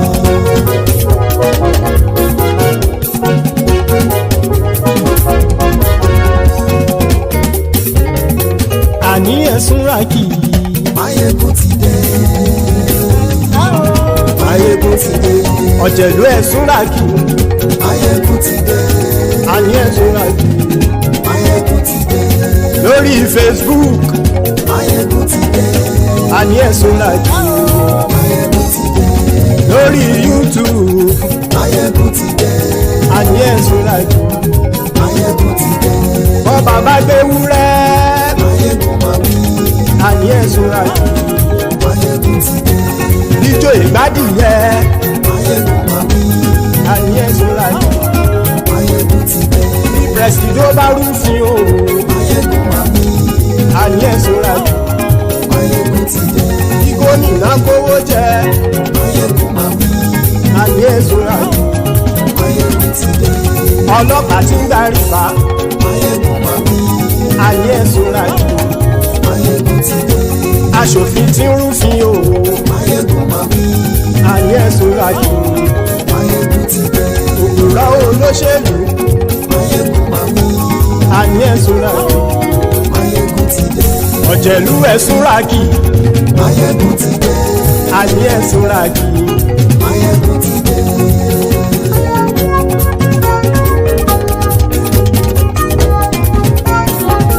Máyégún ti dé gbogbo ọ̀jẹ̀lú ẹ̀sùn rájì. Máyégún ti dé gbogbo ọ̀jẹ̀lú ẹ̀sùn rájì. Ṣùgbọ́n ní bá ti ṣe èyí tó yẹ kí wọ́n ṣe ọmọ bá dèrò ní fi wọ́n níran o. Máyégún ti dé gbogbo ọ̀jẹ̀lú ẹ̀sùn rájì. Máyégún ti dé gbogbo ọ̀jẹ̀lú ẹ̀sùn rájì. Ṣùgbọ́n ní bá ti ṣe èyí tó yẹ kí wọ́n ṣe ọmọ bá dèrò ní fi wọ́n níran. Wọ́n fowó bẹ́ẹ̀ o Máyégún ó sọ pé wọ́n ò bẹ́ẹ̀. Wọ́n fowó bẹ́ẹ̀ Máyégún ó sọ pé wọ́n ò bẹ́ẹ̀. Oníkan ṣáàtì ṣe èyí tó yẹ kí wọ́n ṣe fáwọn ará ìlú tó gbé wọn débẹ̀ o. Máyégún ti dé gbogbo ọ̀jẹ̀lú ẹ̀sùn rájì. Máyégún ti dé gbogbo ọ̀jẹ̀lú ẹ̀sùn rájì. Ṣùgbọ́n ní bá ti ṣe yìí tó yẹ kí wọ́n ṣe ọmọ bá dẹ́rọ̀ ò ní fi wọ́n níran. Kì máa yí ṣeré ọ̀rọ̀ yìí kì í ṣẹ̀fẹ̀. Kì máa yí ṣeré ọ̀rọ̀ yìí kì í ṣẹ̀fẹ̀. Ẹni bá ti lè lẹ́bọ̀ lẹ́rù o ọmọ bá dèrò kàṣà ìtú wọn síta. Máyégún ti dé gbogbo ọ̀jẹ̀lú ẹ̀sùn rájì. Máyégún ti dé gbogbo ọ̀jẹ̀lú ẹ̀sùn rájì. Ṣùgbọ́n ní bá ti ṣe yìí tó yẹ kí wọ́n ṣe ọmọ bá dẹ́rọ̀ ò ní fi wọ́n níran. Tẹnitẹni ọmọ Máyégún ọ̀rẹ́ ara ìlú mọ̀mọ́ ni mo fọlọ́hún sọ ẹ̀ bá kìlẹ́bù. Lóòótọ́ olódodo ìlú ọ̀tá ìlú mọ̀mọ́ ni ìwọ ṣá máa ń ṣọ́ra kò sì mọ́ bẹ̀rù. Bọ́tà ń lè rí bóníṣègùn lé káwọn mọ̀mọ́ fi ṣera wọn ni ó ti dẹrùn tí wọn ò gbọ́dọ̀ sì mọ́ bẹ̀. Èèpo ọ̀bọ lọmọ bá dérò tàjẹ́ ò gbọ́dọ̀ jẹ́ ó ti dọba lórí àbínú ẹni kò sì mọ́ fòyà. Àìsíwọ̀lú ní ẹnìkẹ́ ìgbódì ẹyin lábàrá o ó kó ẹni tó bá dán o àkàmù. Máyégún ti dé gbogbo ọ̀jẹ̀lú ẹ̀sùn rájì. Máyégún ti dé gbogbo ọ̀jẹ̀lú ẹ̀sùn rájì o. Ẹni bá ti ṣe yìí tó yẹ kí wọ́n ṣe ọmọ bá dèrò òní fi wọ́n níran o. Máyégún ti dé gbogbo ọ̀jẹ̀lú ẹ̀sùn rájì. Máyégún ti dé gbogbo ọ̀jẹ̀lú ẹ̀sùn rájì. Ṣùgbọ́n ní bá ti ṣe yìí tó yẹ kí wọ́n ṣe ọmọ bá dẹ́rọ̀ ò ní fi wọ́n níran.